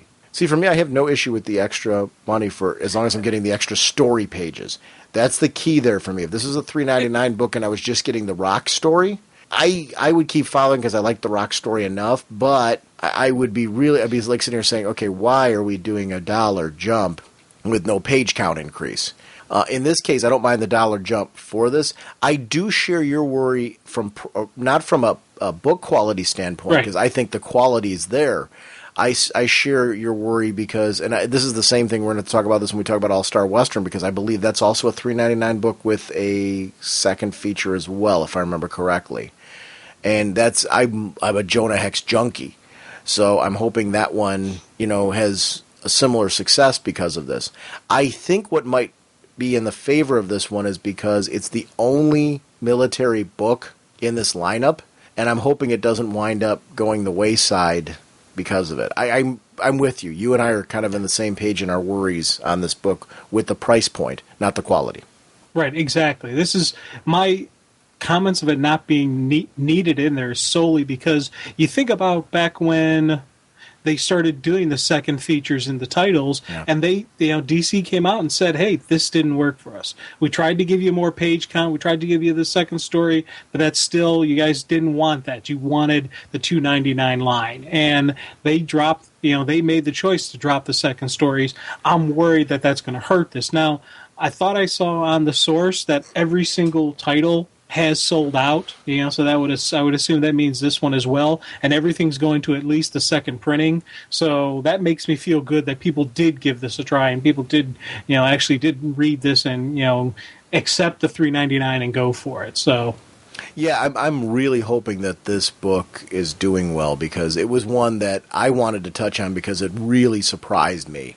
Not something that I figured out of the two of us, you were going to be the one that was.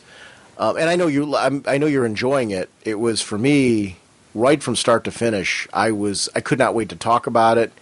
I loved the character immediately. I connected with his humanity. I think it's something where whether you're in the military or not, I think you can connect with the idea of somebody who we've all been there at some point in our life, whether it's elementary school, high school, college, beyond. At some point in time in your life, we've all been in that position where we weren't living up to our potential, and usually we're enforcing it ourselves, which is what Rock's doing here, and I love that. This is very cool. There's something neat about this character. Now, I want to know why, and it's clear there's that undertone, and was it that Mom felt abandoned by Dad? What happened to Rock? Yeah, I'm thinking Rock maybe didn't make it home, but if he didn't make it home, then we wouldn't have Junior Rock, or maybe he made it back, but there was something, something went wrong, or I don't know. I want to know. That was one of the things that did strike me. I want to know what happened to Rock. I wanted to know what happened afterwards. Where does this come from? What's going on there? Cool story. Mm-hmm. So is this a book that you are excited for the second issue? Oh yeah, it's funny because I'm, as I said, a lot of my nitpicking things and the little things like that, it didn't take away from my excitement for the book. I did enjoy this. This is a good book. This was a solid, easy, yes, I'm definitely into the character. Everything you talked about, just him as a character, him as a person. I want to know the backstory of his backstory. I want to know what happened to Rock. I wanted to know everything that played out. All that stuff that you were saying, I'm sitting here nodding my head. So this is a definite, I'm in solid, but it's. They have regulation haircuts. What? They have regulation haircuts. Yes, they have regulation haircuts. They are using the actual weaponry that the unit would be using. It looked, accurate. I was really enjoying that, and I was really glad to see that kind of stuff. It was funny. Now I can get out of here. Hey, Sean and Jim, this is Jamie Dunst, JD74 on the boards, and I wanted to talk about Batman and Robin #1 and Green Lantern #1. Read Batman and Robin and absolutely loved it. I think Peter Tomasi and Patrick Gleason are just an amazing duo together. They are my dynamic duo, to be quite blunt. I thought they did a great job. I thought the interaction between Bruce and Damian was really great. I thought it was a lot different than what we saw with Dick and Damian, and it should be. And I loved the opening sequence where you have him going to celebrate, or mourn the loss of Bruce's parents, and the twist about him no longer doing that, and then going to celebrate the anniversary of their wedding. I thought that was really a stepping stone for Bruce, and I thought that was a really cool moment. I love the story itself. I love the last page with the Batman Inc. character. I thought it was great. I thought it was a great story, great art. Looking forward to the next issue. Green Lantern #1. I'm a huge Green Lantern fan, and this was definitely a great issue for me. But for someone who's just reading Green Lantern, this is not a really good jumping on point as far as I'm concerned. Not to say I didn't like it, but for someone jumping into this, it's not really a good beginning. Having said that, I love the issue. Loved seeing Hal Jordan trying to live a normal life and failing. I loved seeing Sinestro as a Green Lantern and interacting with the Sinestro Corps group, and that's going to be something that I think down the line will play a pretty interesting role. And I love the last page. I'm looking forward to seeing maybe Hal's quest to get that Green Lantern ring back. So, 2 issues in for those 2 issues for the DC New, and I'm loving everything they're bringing in. I think it's been great, and looking forward to more. All right, guys, talk to you later. Bye. That's always interesting to me because I guess I don't know if you're already reading a series, because I get what he's saying as far as saying it wasn't necessarily a good jumping on issue. I don't know that that's the case, though, because I'm not a first-time reader to Green Lantern. You know what I mean? I think we make a lot of times assumptions based on the knowledge that we have that it's needed for something when maybe it's not. And so I don't know that necessarily wasn't a good jumping on point. Actually, what I would like to know from anybody listening is this your first issue of Green Lantern? Is there anybody listening that this was your first issue of Green Lantern? Could you call and let us know? And was this a good jumping on point for you? Did you feel like you were missing something, or did they give you what you needed on there? Because that's the question that Jamie's throwing out there. Now, I don't know whether he's right or wrong. I think it's going to be. I think defending him on this, I think it's going to be subjective from person to person. So I don't know. I'm going to be curious to see, what is considered. What people considered a good jumping on point. I think every issue, I think you're with Batman, with Batman and Robin, there is a certain amount of history that is a part of that. But I did feel like that story started off right from the get-go, which I know he wasn't saying about Batman and Robin. And I didn't feel there was anything you needed to know for Green Lantern. Did you? I guess I'm not seeing what he's saying as far as it being any less of a jumping on point. I gotta say, for me, no. I completely knew exactly where he was going, and everything fit in. But I did have the same kind of concerns that he had. Again, Really? I was trying to think outside of my experience. Yeah, maybe I'm in trouble. The new person coming in, would they have the same experience I had? And again, it's something we can't say because we have that previous knowledge. Yeah, so I guess I don't know, because it starts off. With really the Guardians explaining what happened to Sinestro right away. So, that's being brought into the issue. We're showing Hal Jordan and his status quo and the fact he doesn't have a ring and dealing with that with Carol. So, they're giving you everything you need. I guess, what do you think, this is the genuine question I have, what do you think was missing from the issue that somebody who hasn't read this before would need? I think, the parts about what is the Sinestro Corps. Why is it so weird that Sinestro has the ring? Who is Hal Jordan? Maybe somebody who really doesn't know that, or how did he lose his ring? I think there's there could be some stuff that people could have a question about. But who is Batgirl and how did she get her outfit? Who is Bruce Wayne and how did he become Batman? Who is Damian and why is he wearing the Robin suit? Those questions, I'm not mocking you. Those questions are probably in every single title. Who is Joseph Rock and why is he so mad at his dad? I don't think you need to have everything in every first issue for it to be a good first issue. So, I mean, I think they gave you, like, why Hal doesn't have his ring. They gave you that Sinestro is somebody who shouldn't have a Green Lantern ring, and he's not happy about it.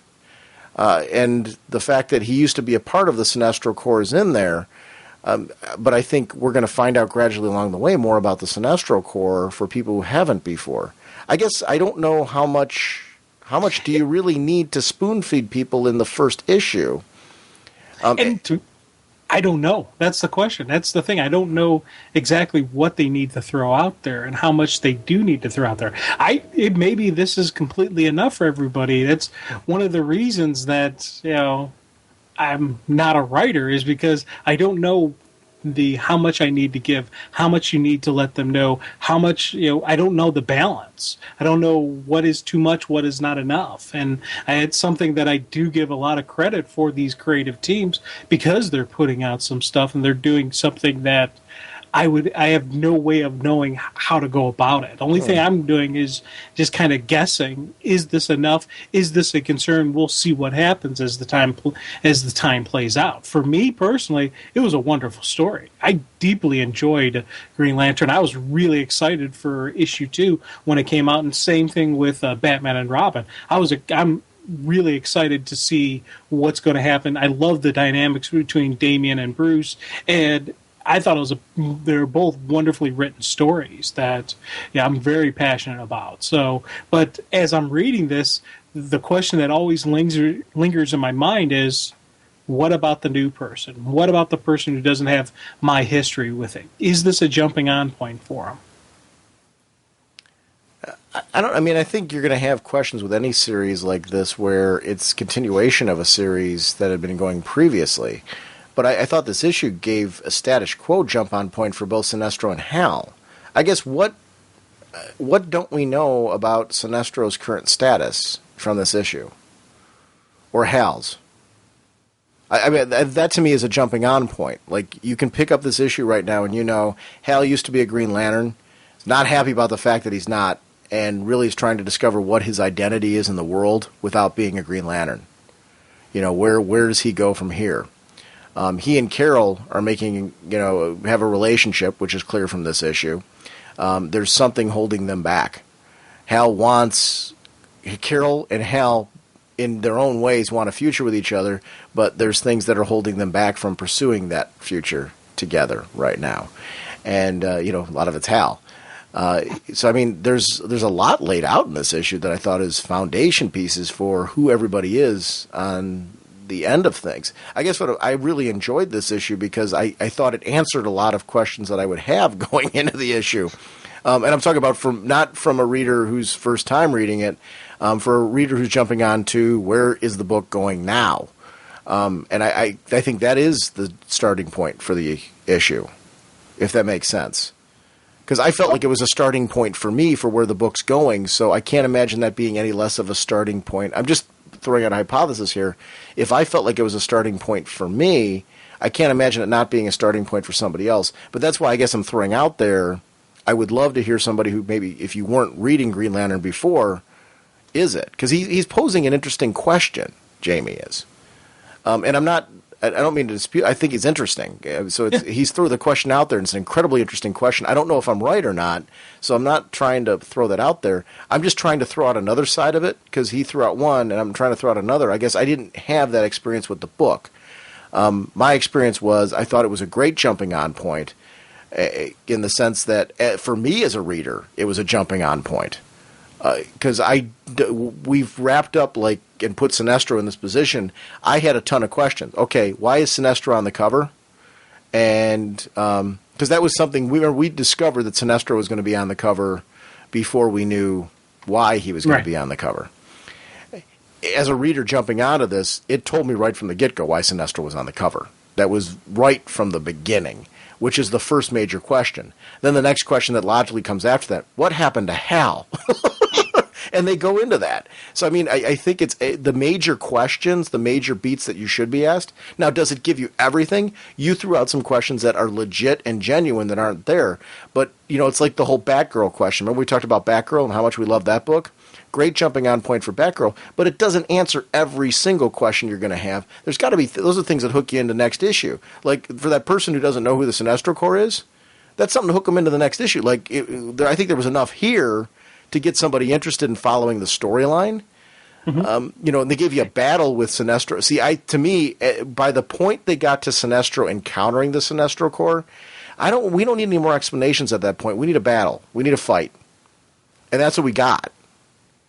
And I think the next issue is to deal with more into what you addressed right there. You start going at that point. You need to get some action in at that point, though, I think. I don't know. That's, for me, it was time for some action. So I thought the pacing was really necessary because you've done a lot of status quo for two major characters. You need a battle here at this point, and then the conclusion is these two who are not happy with their current life situations, which was established clearly in this issue, are encountering each other. Because this really is about Sinestro and Hal and the fact that they're not happy with their current lot in life. And they both are trying to help it clearly looks like they're going to buddy cop up to try and help each other get back what they really want. Because Sinestro wants that ring off his finger and Hal wants it back. Yeah. Well, Hal needs it back. And that was something that I enjoyed reading about this. And it was something that I liked them showing him, he's looking across the ways. He sees what he thinks is a domestic violence, and he jumps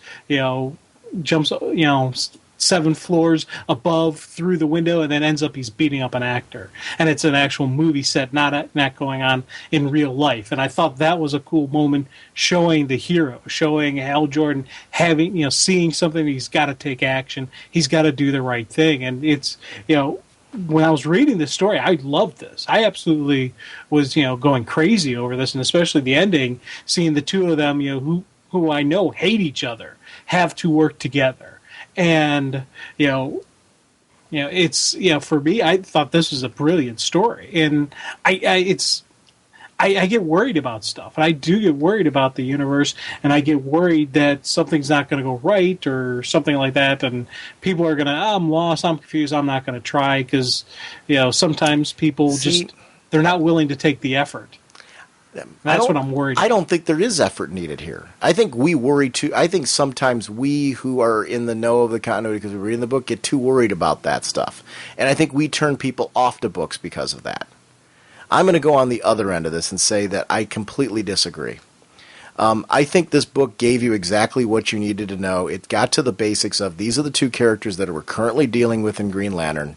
This is their current status quo, which really needs to be established in that first issue. Did it give you everything? No, it can't. You're going to get too bogged down in explanation, and you are going to lose somebody by telling them too much. You don't need to know all that. We as readers don't need to know all that. That's why this is a monthly serialized story. We find that some stuff out along the way. I'm going to completely disagree and go on the other end and say, like, what I'm curious to see right now, you mentioned that you think that Hal needs the ring.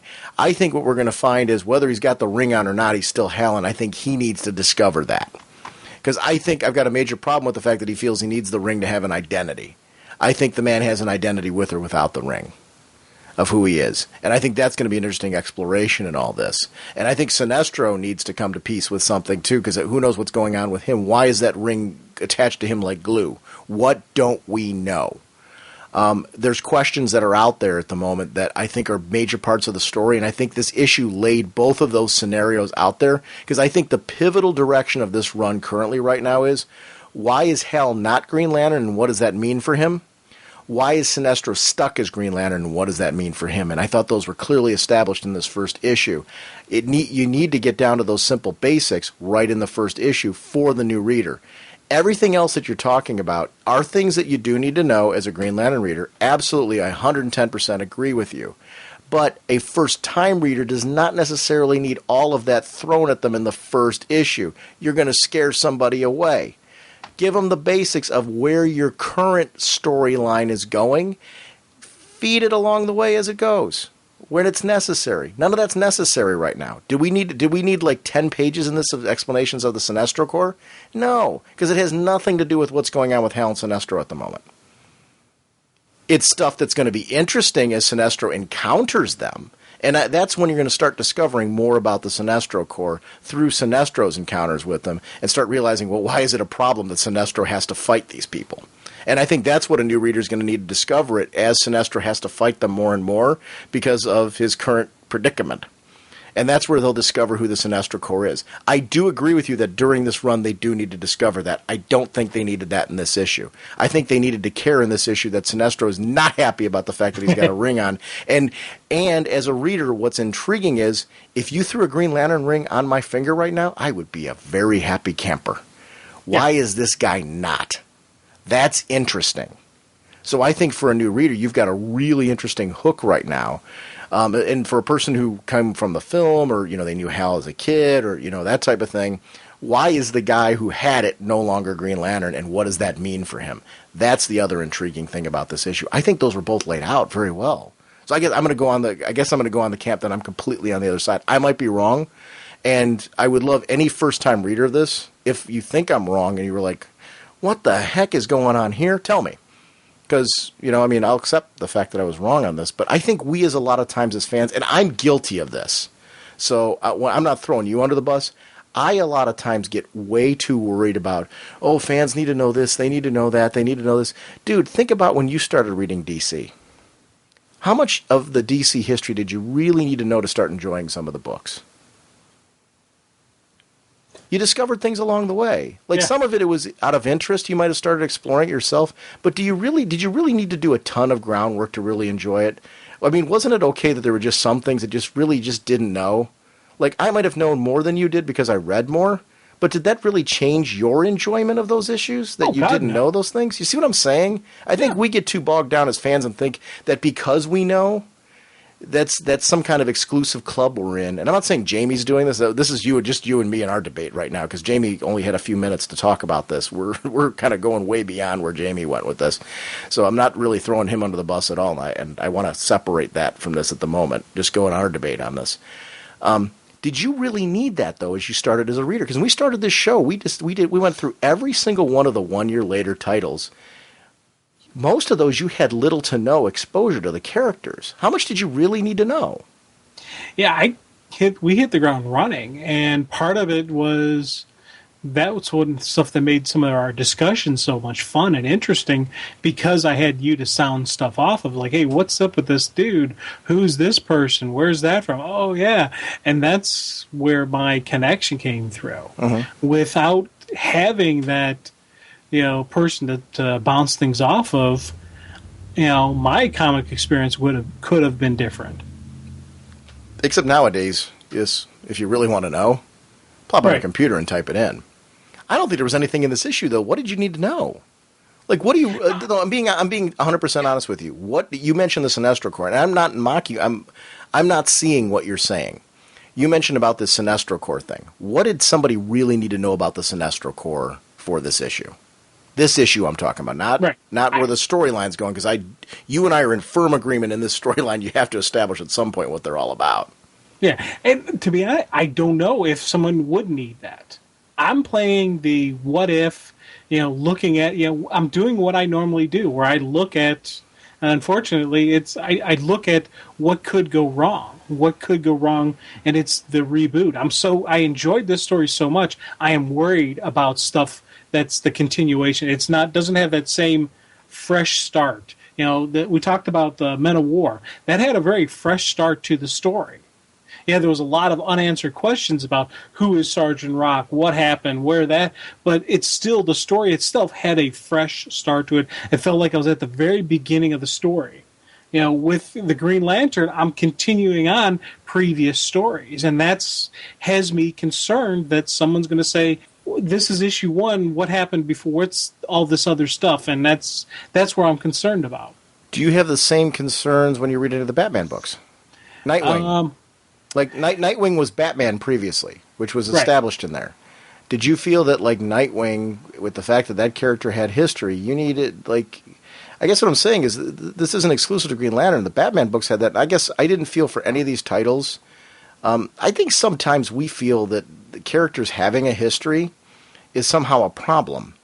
And, every character from every television show you watch have a history. Unless we're watching when they're born, there's a part of their life that we don't know. And sometimes with television shows, we're dropped in the middle of somebody's life, where they've been doing something for quite some time. Like, I'll give you a great example. Buffy. You're a fan of Buffy. Remember when Rupert Giles was first introduced right in the beginning of Buffy in the TV series? He'd been that Watcher thing and all that. They had been going on for years. We didn't know everything about the Watchers. That was stuff we figured out as the series went on. But there was a life to the Watchers and to the Slayers before that show. And those are things that you just discovered along the way. Like, we didn't know all those things going on. Those were things that we discovered ahead of time. There's been lots of TV series that have had spin-offs and things where the spin-off you could just watch and, kind of continue on with, whether you'd watch the previous series or not. So I don't know. I don't know that you always need to necessarily know like the Green Lanterns, I thought they gave us everything we needed to know. I might be wrong. I could be totally dead wrong. And again, I'm making assumptions just very similar to what you. It sounds like you're more in Jamie's end of it, which is great. That's fine. It's an interesting debate for me because, I clearly see that I've got my idea and you've got yours, and that's okay. Here's the thing. I don't think it's missing anything. When I read the story, it felt like a complete story. Okay. My expression is just, as I said, it's one of my character traits. I look at stuff and I look at what could go wrong. I'm a professional skeptic, and this is, for some reason, when I read this title, this was the title that what could go wrong with this kicked into play. And it's just, I don't know why, and I don't think there's anything missing. I think this story laid it out beautifully, laid out who Sinestro was, and I think it did give you, if you're a new reader, I think you could pick this up and not have any issues. But as I'm reading it, and as I heard Jamie's comment, those same things, I did have that same thoughts going through my head, where I was looking for what could go wrong with this. Is this one of those titles that a new person won't pick up because they're afraid of these things, and they'll be missing something great? Because I don't think you would have an issue with this if you are a new reader. But so when we had Jamie's comments, I was like, you know what? I had those same type of thoughts where this could go wrong. Me personally, I don't think it is wrong. I don't think it missed the step or it missed anything in the story. I think it told a beautiful story, and it told it so you would be able to follow it if you have no history with Green Lantern. But I do have to admit that in my mind, I did have that thought with this title. I think part of it is... I just don't see that vibe. Yeah. And I mean, I'm not, and I want to clarify something too. Let me jump back. I don't want to gloss over the fact that Jamie said that he enjoyed the issue. So I don't want to, I'm not against Jamie or anything like that. It's actually, I felt I wouldn't be having this discussion if I didn't think his point was interesting. I think his point's incredibly interesting. I guess I don't see this as being something where the issue, there's so much going on in the world of the Green Lantern right now that you can't just jump on and enjoy this. It might lead you to want to do some more reading. It may lead you to want to go get some trades and see what happened in Blackest Night. It may get you to want to pick up, a trade of the most recent Green Lantern storylines when they come out, just so you can kind of see, like, okay, how did Sinestro become Green Lantern? War of the Green Lanterns. That's going to be something that I could imagine somebody reading this going, okay, I kind of want to see how this came about. So that might be, a part of it. But I don't think you need to do that. I guess that's kind of the sticking point for me. I thought that the issue in and of itself, taking everything that happened before out of it, I thought this issue gave you a lot of information. And I'm saying this from a standpoint of, I guess I'm coming at it from the standpoint of, I read a lot of books, not just DC. Like, I read the story from Image, Morning Glories. I have been so behind on it, I got caught up on it. So, it's about, I had to have read like 10 issues of Morning Glories, because I was a little behind on it, so I got myself all caught up. So I read that, plus I was reading all of my DC reading. I got caught up on a couple of Vertigo titles, and I reread League of Extraordinary Gentlemen for the show. So I'm doing that kind of thing, and then I'm coming back and reading Green Lantern. You got to understand, after reading all those books, I'm not 100% sure what had been happening in Green Lantern. And I mean that seriously. I read a lot of books a month, and a lot of times there's books where I have to go back and read, or not necessarily read, but skim through a couple of the issues that came previously to just kind of reconnect with where the storyline's going. I didn't have to do that with this. I really felt, so I guess I was coming in at it from a standpoint of I could have been a confused reader from this because I'm reading so many titles. And I read so much other reading that it took me, my mind outside of this. And I didn't have that issue.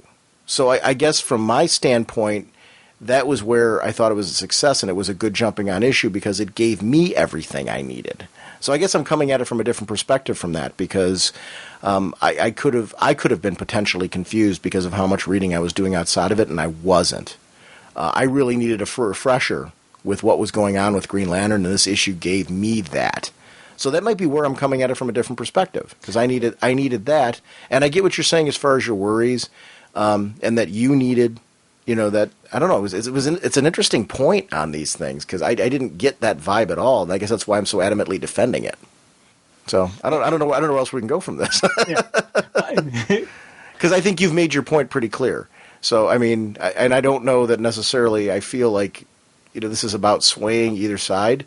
I think really the people who can answer this are people who haven't been reading Green Lantern. Exactly. And it's, and the funny thing is you and I have the exact same reading experience with the story.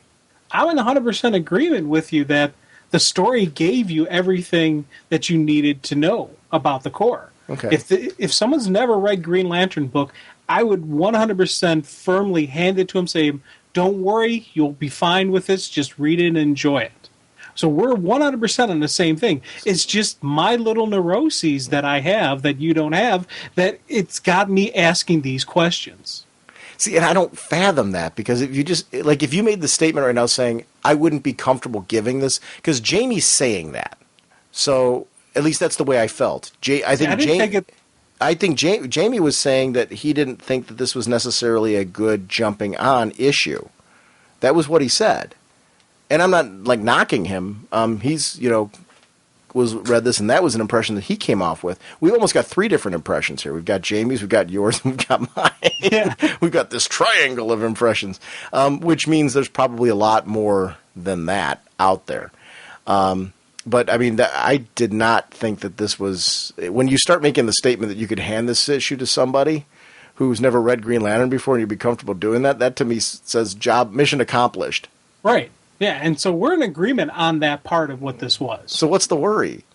It's, as I said, it's my neuroses. It's my, my But nature. where's it coming from? Because I'm insane. But I'm just saying... All right, let's go on from that one. Actually, Jamie, thank you very much for the call. And I agree with his statements about Batman and Robin greatly. The creative team, Tomasi and Gleason, are terrific on that book. Let's go back to that real quick because I do want to talk about that a little bit.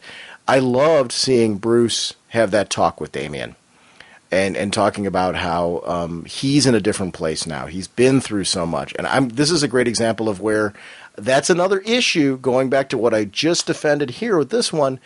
That issue really laid out for you. This is where Bruce's status quo is. This is a guy who previously, for anybody who's seen Batman in the films and all that, Batman's been haunted by the death of his parents. That has driven him. He's in a status quo right now, which is something that they established in this issue, that he's letting go of that. And not letting go of his parents and not letting go of what matters about them, but he is celebrating them in a different way. Versus mourning, he's celebrating them now. And that's driving, his direction. Why is he going after Gotham? Because he doesn't want anyone to go through what he went through as a kid and what happened to his parents. But he's not coming at it from a standpoint that he's mourning them anymore. He's celebrating their life, celebrating their anniversary. He's coming at it from a different, more positive perspective, which is going to drive, we're seeing that's driving his direction for Gotham. He's looking at what other ways can I do to save Gotham. He's revitalizing that neighborhood. Yeah. I mean, talk about, somebody who's going in a whole new direction now. He's using that now. He's making a monument to a new direction for Gotham. I'm insanely intrigued to see where that's going to go. And what a great, issue jumping off on that one. I want to see where Bruce is going to go from there. So another fantastic jumping out of the starting gate issue is that Batman and Robin one. I totally agree with Jamie on that one. Actually, I totally agree with him on both books because he said that he really enjoyed both books. So he and I are totally in agreement there. It's that small stickling point that went off in an insane rant from both of us on. Exactly. But Batman and Robin, another terrific for issue 1 for that book. Something I really, really enjoyed. A creative team who I loved Peter Tomasi's Nightwing. And it's great to see him on this Batman and Robin title, and to see what he and Patrick Gleason bring to the table. I love Damian, and Damian's constant. I don't want to say irreverence. It's his lack of his connection with his grandparents. He does not have that history with them. Does not respect it. Doesn't understand because he wasn't raised in a way where you would appreciate the loss of a family member. And this is something where it's very important to Bruce. So him teaching Damian about this, I thought was something that was incredibly interesting. I liked seeing him take on the dad role. It's a different Batman and Robin relationship than I'm used to. It's not a partner relationship. This is dad and son. Mm-hmm. And he's trying to now step up and teach his kids something. And the relationship there, where Damian's not following directions and kind of going off and doing his own thing, and Bruce trying to rein him in, I like that we're seeing him. Yes, we've seen Damian with Dick Grayson, but we haven't seen Bruce train him to work with him. And I like that they just instantly aren't meshing together the way that Dick and Damian did, because Dick and Damian didn't mesh together at first. There was a time of adjustment. These two needed to get to know and respect each other. And that's something that needs to happen because Damian has his own issues with Bruce, his own assumptions with Bruce as far as how Bruce is feeling about him. He doesn't think that, Bruce loves him or has that, kind of, trust for him. And Bruce has come back and saying that trust needs to be earned. And I like the reality of that. This was some honest, Bruce didn't lie to him. Bruce came, there guns a-blazing, but also didn't try to discourage him either. He tried to be encouraging to him at the same time, which I thought was super cool. I loved how it wasn't simple. It wasn't a slap to Damian's face. There was more to it than that. And this was something that, really kind of, I don't know, that issue. I'm really digging the new 52 because not just these new titles, but my old favorites that are coming back are having some great jumping on points with some new status quo directions that aren't ignoring the past where they don't need to. And this was a book that I thought really did that with Batman and Robin. How are you enjoying the Bat books? I mean, are you finding any of them lacking? No, I'm absolutely loving that. And it's funny because as you're talking about just the Bruce and Damian relationship was everything I wanted it to be. Mm-hmm. I needed to see that uncomfortableness. I needed to see the fact that they're not an immediate team meshing together and that they have their own little, that they have their own quirks. And I thought that was just, it was well played and it was well told and it was well, looked really awesome. And I love the fact that Bruce is moving on beyond his parents' death. The fact that he's celebrating their marriage, he's celebrating their life, not their end, is something that, again, it's a different Batman, but it's not extreme, it's not unusual for me. It's a progression, it's a natural progression that we've seen Bruce go through, and I was so glad that we didn't lose, that the Batman that we had at the end of, after everything when he came back, after the birth of Batman Inc., everything that happened that made Bruce such a really cool Batman and made the Bat family such a great story for me that I was so excited and into, I'm glad we haven't missed a single step on that, and it's just a continuation. Yeah, there's going to be some tweaks and some changes, but it's still that same feel to it. I'm not losing anything. One of the things I like about Jamie, we've met Jamie multiple times. I've had multiple conversations with Jamie in person, and he gets me going. No, I mean in a good way. I mean, he's very thought-provoking and gets me going, and I really like this. This is what I like about voicemails in general.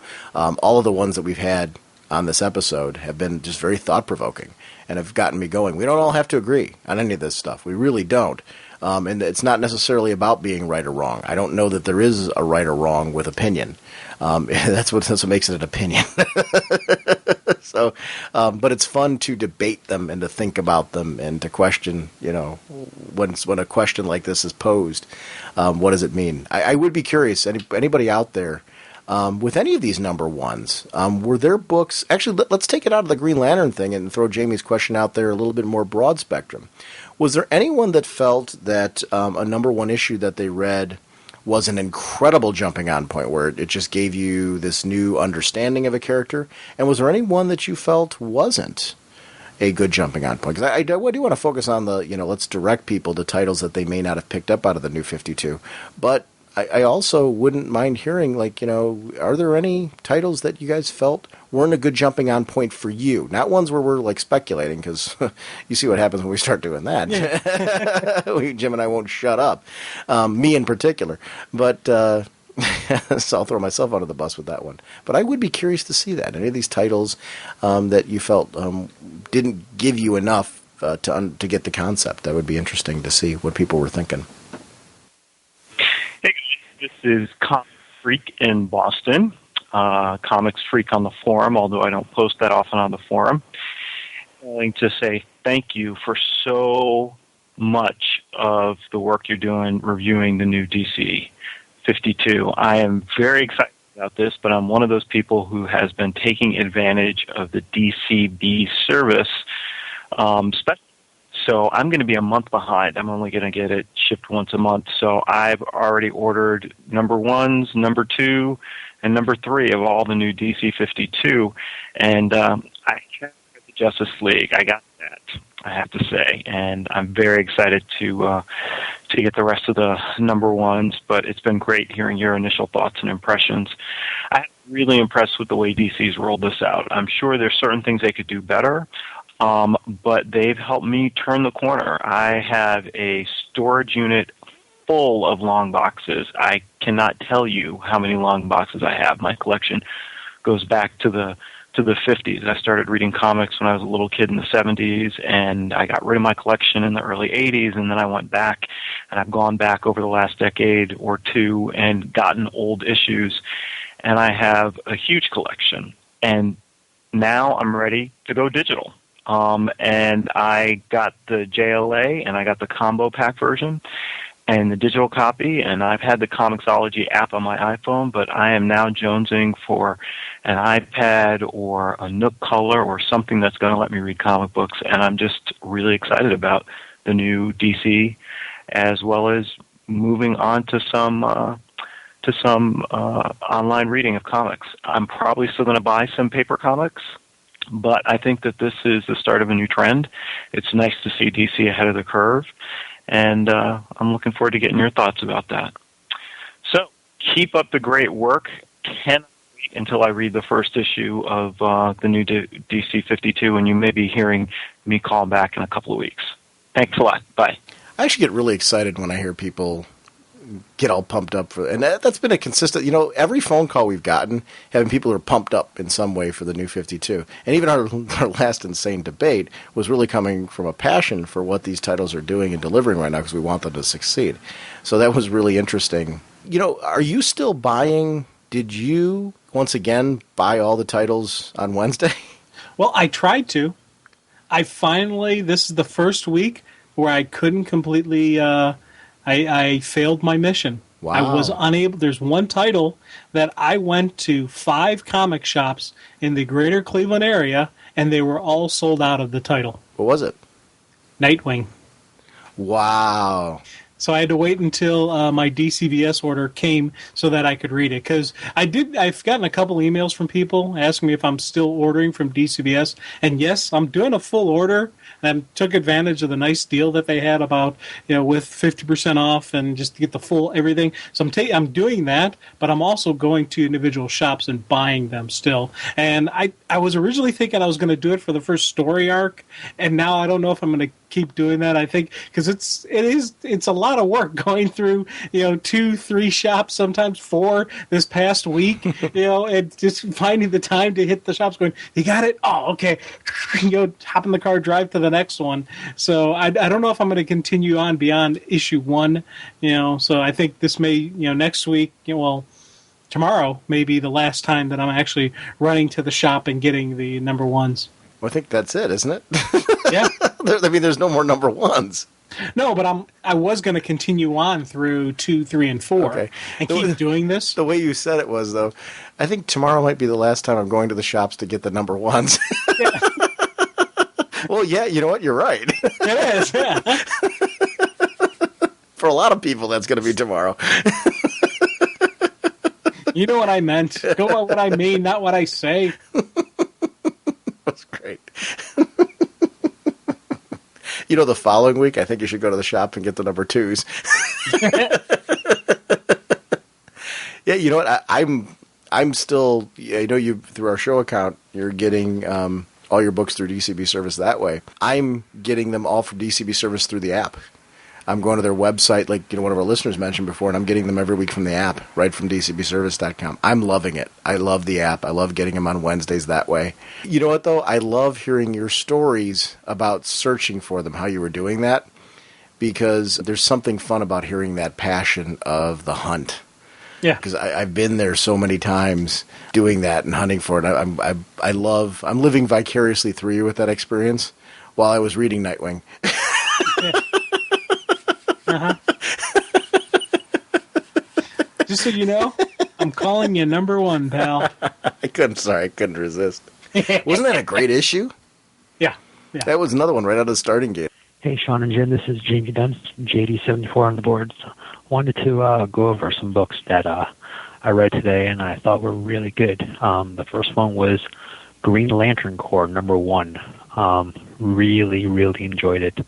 I thought that you got a good idea as to who Guy Gardner and John Stewart were, and I really liked their the beginning part of them, whether they're showing them with Guy trying to get a job and John being a consultant and kind of just trying to stick it to them for safety violations and not really getting anywhere with them.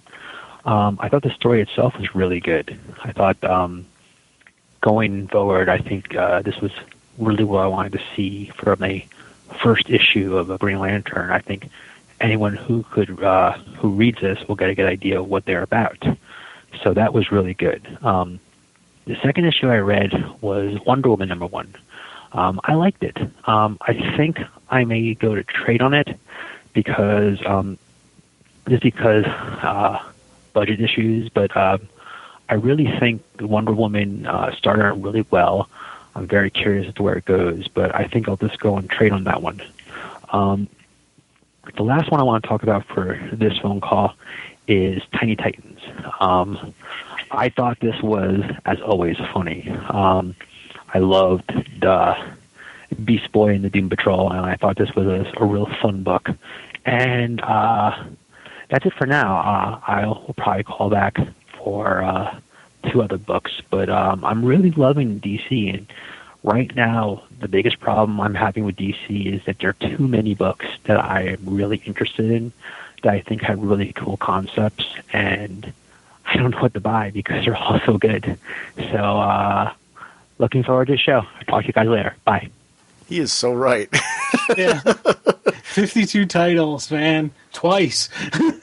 Do you have titles that are see, I'm honestly finding myself that I'm liking the variety.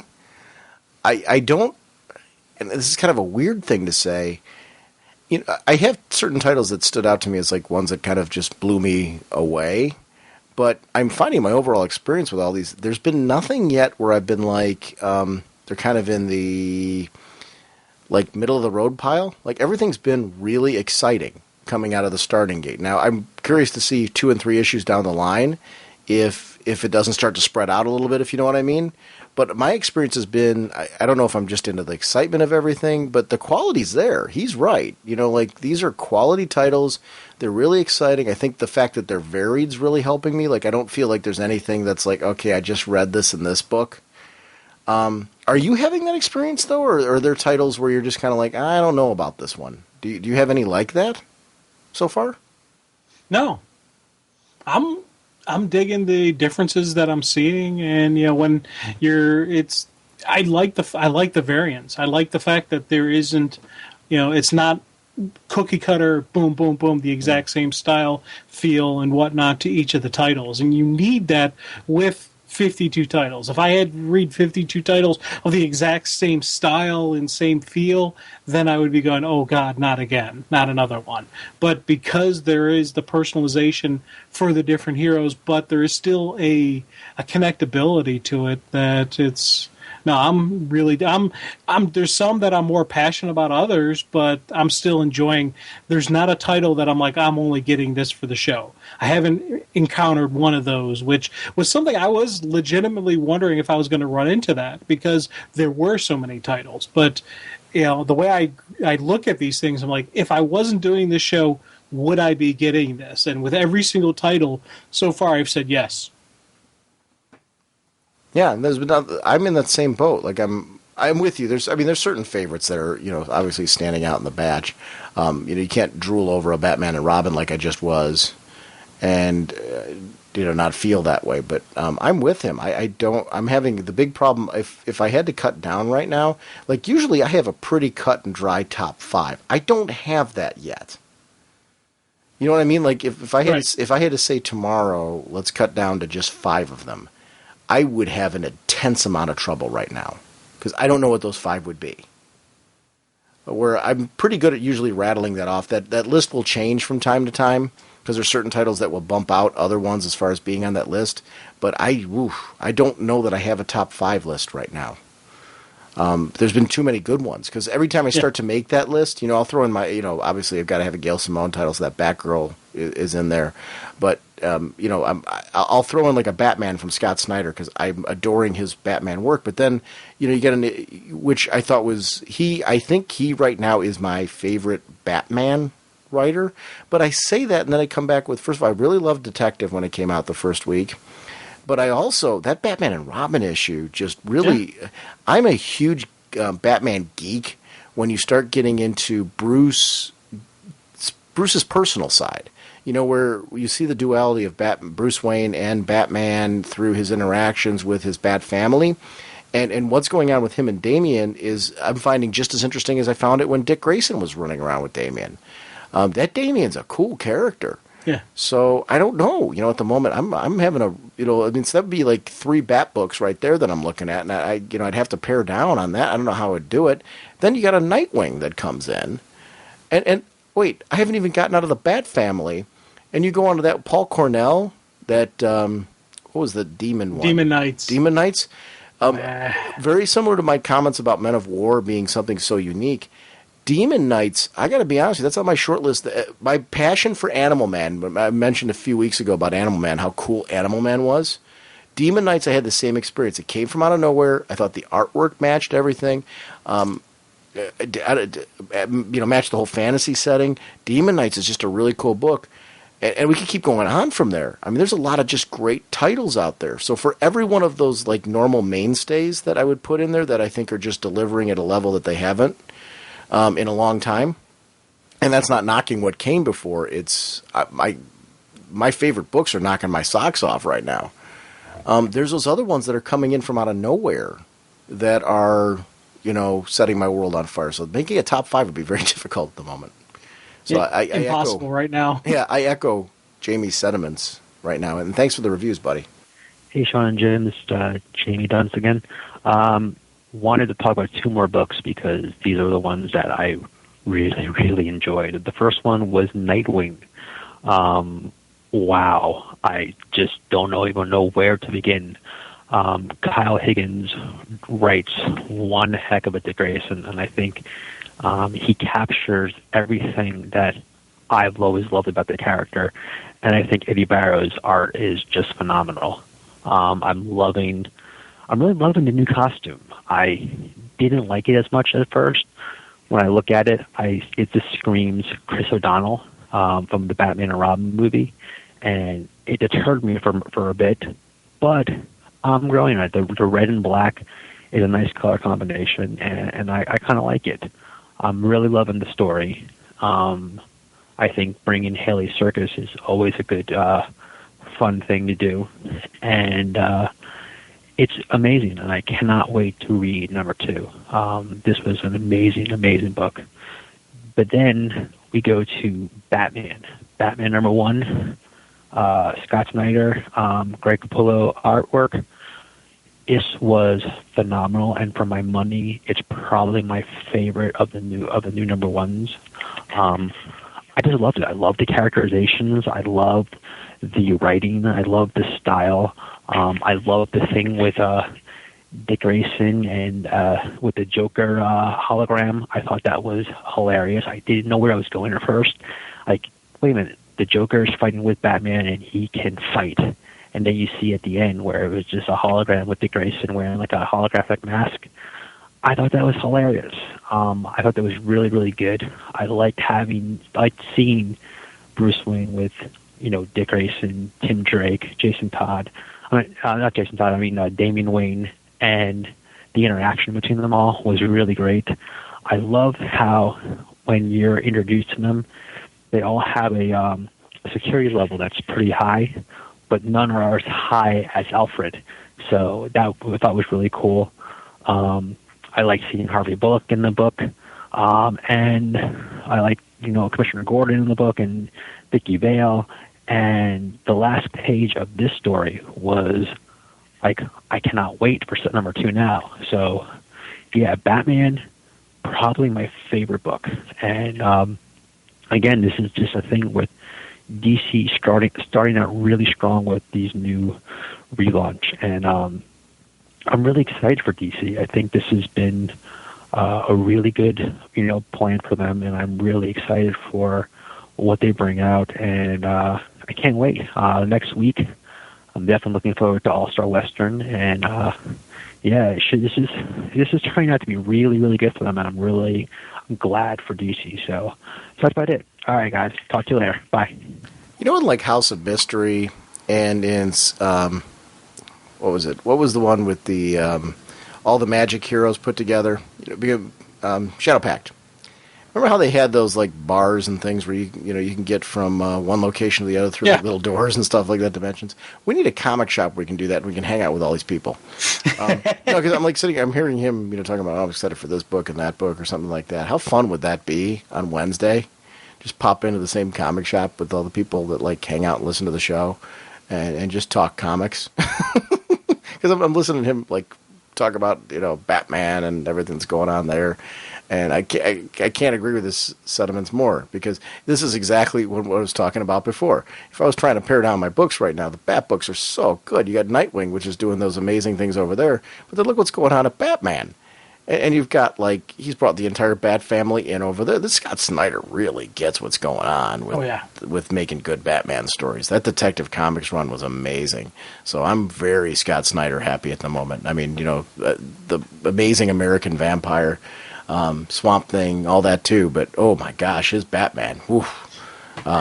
And I love that I feel that way about Batman right now, and that there's so many titles where I'm just like, whoa, Batman. Yeah, I love that Bruce was using the facial recognition, and Damian took the moment to kind of a little, dig on Tim Drake, saying, hey, he's using it for you because he, to recognize you, Drake. And I was just like, I like seeing that little still, the bickering between the two of them still's there. That cliffhanger in that issue was, ooh. Well, we'll talk more about it later, but ooh. Can't wait to talk about what's going on in Batman right now. He mentioned earlier, and I forgot to mention this, in his previous call, he mentioned Wonder Woman. What did you think of that? I really digged it. So I was concerned where it was going to go, what was going to happen, because we had that great Gail Simone run, and I'm like, I really love that, and I wanted to go back to that, and it'll never go back to that because it's going to be a different writer, it's a different creative path, and just reading that, I was like, okay, this is a cool story. This is a cool Wonder Woman. This is, again, a nice revamping, rebooting, kind of tweaking of the gods. Kind of curious where this is going to go. I want to see it, and I really enjoyed that one. I liked seeing her with the armor. I got the vibe right away that this was Wonder Woman. Yeah. It wasn't one of those things where I needed that to explain that to me. It just jumped right in and showed us Wonder Woman. So I like that. I mean, right away I felt like I was right at home. I didn't need a whole lot of explanation as far as who she is, what her status quo. We're going to figure that out along the way. Obviously the stuff that's going on with the gods and all that is going to be her main focus right now. But I felt like right out of the starting gate, I knew who she was from her actions. The way she responded when, the person winds up in a room. Yeah. That's, and the way she introduced herself as Diana. I thought that was an important distinction there. You know what I mean? It said a lot about who she is, and I think that is part of her. So that was something I thought was pretty cool. I got a lot of the vibe that I look for in my Wonder Woman storytelling right there. I think that's really important. I think there's nothing wrong with explaining your character. I really liked it when people explain their characters. That's what I liked about Batgirl. Batgirl was great because you knew who Barbara was through her actions and the way, we got to ride along with that. And we got to that with Diana. I mean, this is the kind of stuff that I want to see from my heroes. I want to know and ride along from their actions. I think that's why I was so passionate about the Hal Jordan Sinestro thing. I felt like I was riding along with them too. So I think, the books that have been standing out for me are the ones where I felt like I was riding along with a lot of these characters. And I think they're really doing a good job of that. Jamie's hitting on this with a lot of his reviews. When he's talking about these books, a lot of these characters we just feel like we're riding along with, like we're there, and there's something important to that. These characters should feel like they're coming to life. You want to be with them. This is why as kids, and young adults and adults, we ran around pretending we were these characters or their sidekicks. It's because they come to life, so much. And I think this is really important. This is great writing that we're seeing right now. Artwork that is really dynamic and varied. Talk about, we talk about the diversity in the types of books. I think what's just as important is style-wise. There's a lot of diversity in these books between the pages. In the writing, in the art, the overall presentation, the concepts. There's a lot going on diversity-wise. One of the previous callers mentioned about how Batwing didn't feel like a token character. There was some really strong value to that character. I got to really agree with that. That's what I'm seeing from all these books. I'm seeing characters who, whether they're characters that have been there prior to all this, or they're characters that are being reintroduced or newly introduced as solo characters. None of these characters feel like they're just token characters there for no reason. These are characters that feel like they've got a story direction. They've got creators who have a backstory for them, who have a forward direction for them, and there's a big plan for these characters. And I know that there's a plan probably in place for if certain books don't sell enough or something like that. As they hit a certain point, and there's a number of these titles where I'm like, geez, I hope that doesn't happen because I'm really digging the exploration of these characters. I want to see a good run for a lot of these to get to know the characters further.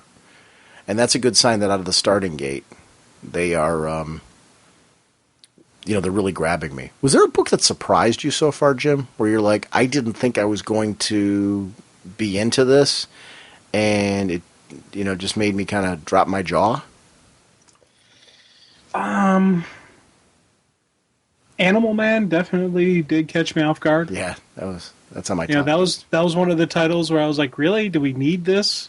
When they were first announcing it, and then when I read it, I'm like, oh, okay, this is good. This is definitely something I'm really enjoying. I want to say Demon Knights because I didn't know where it was going to go, and when I got the story, I was like, wow. But it was funny because Demon Knights I was excited about after hearing him talk about it. But I still didn't know where it was going to go, so I could say it surprised me, but it didn't really, if that makes any sense. Oh, no, wait. You're running off your list, Jim? My number one book was Animal Man. That came out of nowhere. I was like, what? Whoa, where did that come from? Demon Knights was another one where I was like, I expected to, because Paul Cornell, I expected to like it. I didn't expect to be, the art team to blow me away. It was like, wow, the whole concept of that. You and I are hitting the same thrusters on that one. That Men of War, for me, was another one where I was expecting to enjoy it. I've never considered myself, and I think it's because I've never really read an ongoing war book before, other than like one-shots and broken runs from borrowing from friends. I really want to follow that book. Like, I like, Joseph Rock. I'm into him. So I want to see where that book goes. But anything else that, like, really kind of... I mean, a lot of these weren't surprises because you knew. Yeah. A lot of these weren't surprises. I knew they'd be I was looking forward to them, and I don't know. I think right now that's I would say, quote unquote, surprises. There's some stuff that I'm so excited that it wasn't a surprise, that I was hoping it would be wonderful, and it turns out it was.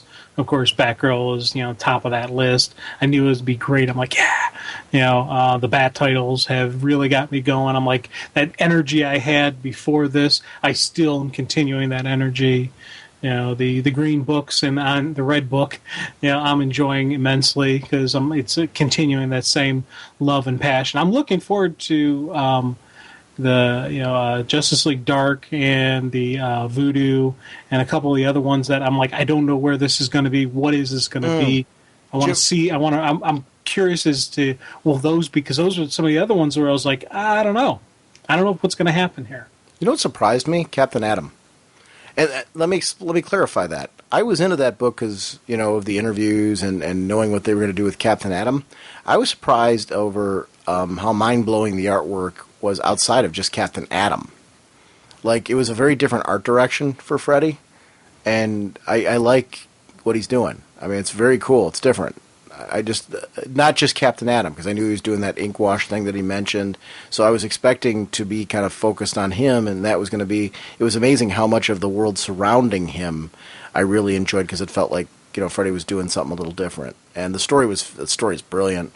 The artwork I thought Freddy set a new level, a new bar for himself, and it just really came off. I don't know, the whole thing came off really cool. I really dig that book. And it was one that I knew I was going to like because I'm a fan of Freddy's work. I'm a fan of J.T. Krull. So, it had all the things on paper. But I was really surprised at how much of the artwork I was blown away by. I'm usually blown away by Freddy's art, but it's not like I expect a certain quality of artwork from Freddy. You know what I mean? So when you like somebody's artwork, you have certain expectations. When they exceed and go beyond your expectations, it's kind of like, whoa, this is what happened here with Captain Atom. They succeeded and went well beyond my expectations. Went above and beyond what you were expecting. Yeah, it was cool. Yeah, I had a very similar reaction with that. And you're just sitting there, especially, it's kind of the same kind of like with Demon Knights. I had these expectations, and they exceeded it. Same Captain Atom had that. Where going into it, I was excited about it because of the creative team, and then I read it, I was like, yes, this is what I wanted. Yeah, it's going to be fun talking about more of these books as we go on. Great molecules! They're programming the computers for a chain reaction to blow up that atomic pile! Joining me right now are friends of the show, Darrell and Chris from the Comic Book Roadshow. And guys, welcome to Raging Bullets. How you doing? Good. Hey. Guys, you have some interviews actually already released and coming up, talking with people from the New 52. You want to share with our audience some of the things that you've already released, and let's talk about what's coming up.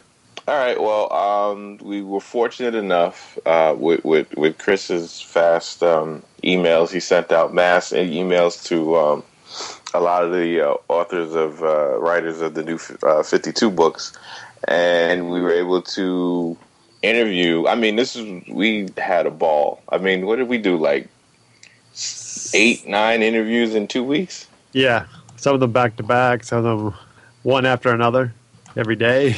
Yeah, it seems like it was fun. It was fun even before the books came out. So far, first we interviewed J.T. Krull, who is going to be he's the writer of Green Arrow at least to issue 4, and he's writing Captain Atom. I read Captain Atom today. It's terrific. It is. I just read it too. Yeah, I can't wait to get it.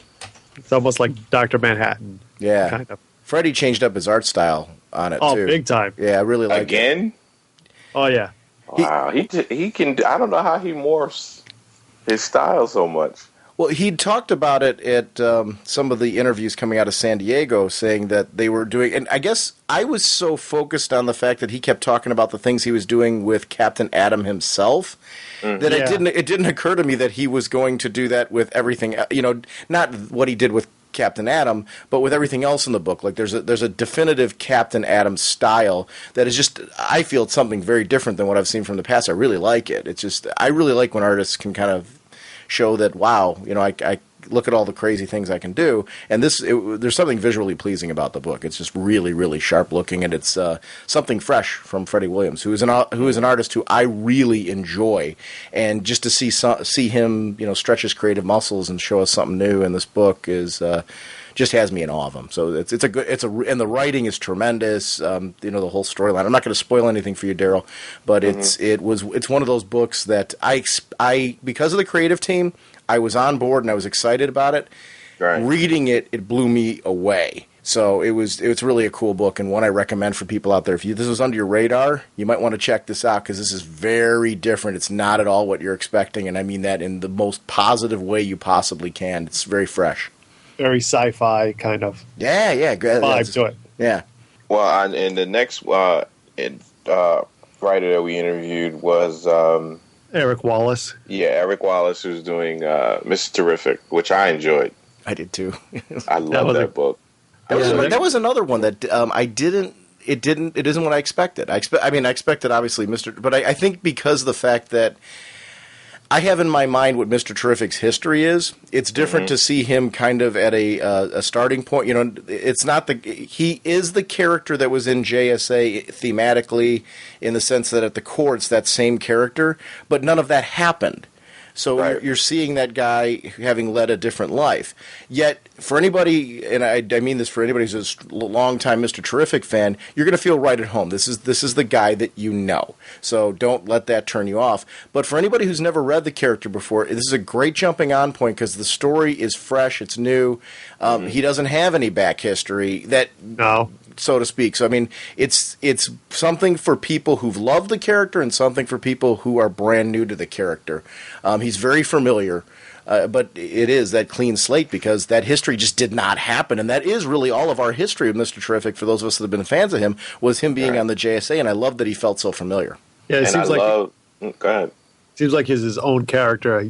You don't need the other JSAs to make him. It's just him himself. So he holds the book up.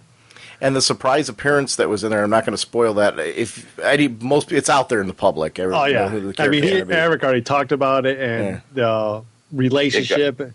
It got spoiled at San Diego. So he actually talked about that on the show too. I don't want to ruin it for anybody who didn't know, but I loved how they handled that. It was one of those things. It makes sense. Another character that I was surprised in the direction they went with, yet it still feels like that same character. So we'll be talking about it more on the show as the time gets there. But that's an interview I'm definitely anxious to hear, Eric Wallace, to hear his thoughts on that book. And with talk about diversity, he really he was passionate about it. Like, he really, it was important to him to have people of color all throughout the book, to reflect what really is going on in the world, how diverse, a lot of us, our cities and stuff are. So since it's in Los Angeles, he really took the time to really develop that. And natural diversity. Like, nothing felt like, hey, we're over. It felt like you said, very real world. And that was something that I really loved about it. The book just felt like this is how it should be. Character Mr. Terrific is one of, out of that new JSA launch way back when it happened from issue 1, right in that issue, that was a character that grabbed me.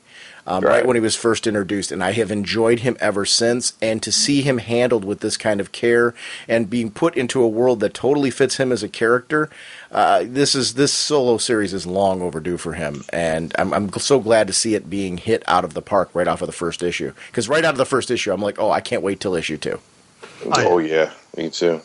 Then we also got a chance to talk to Paul Cornell, who is the writer of Stormwatch and Demon Knights. That Demon Knights, did you guys read that one yet? Oh, yes. Yeah, that's a great book. Oh, that was one. I don't know why. I think I was so focused on Stormwatch, which was great. I'm not taking anything from Stormwatch. Stormwatch I was expecting to be great. I was into that whole idea and that concept right from the get-go. So this is taking nothing from Stormwatch. I loved that book. But Demon Knights, I don't know, that one was kind of under my radar for some reason, which I don't know why it was. But after I read the first issue, for anybody who's a fan of sword and sorcery books, like, I'm a fantasy fan, This is fantasy set in the DC universe, in the history of the DC universe, goes back into the past.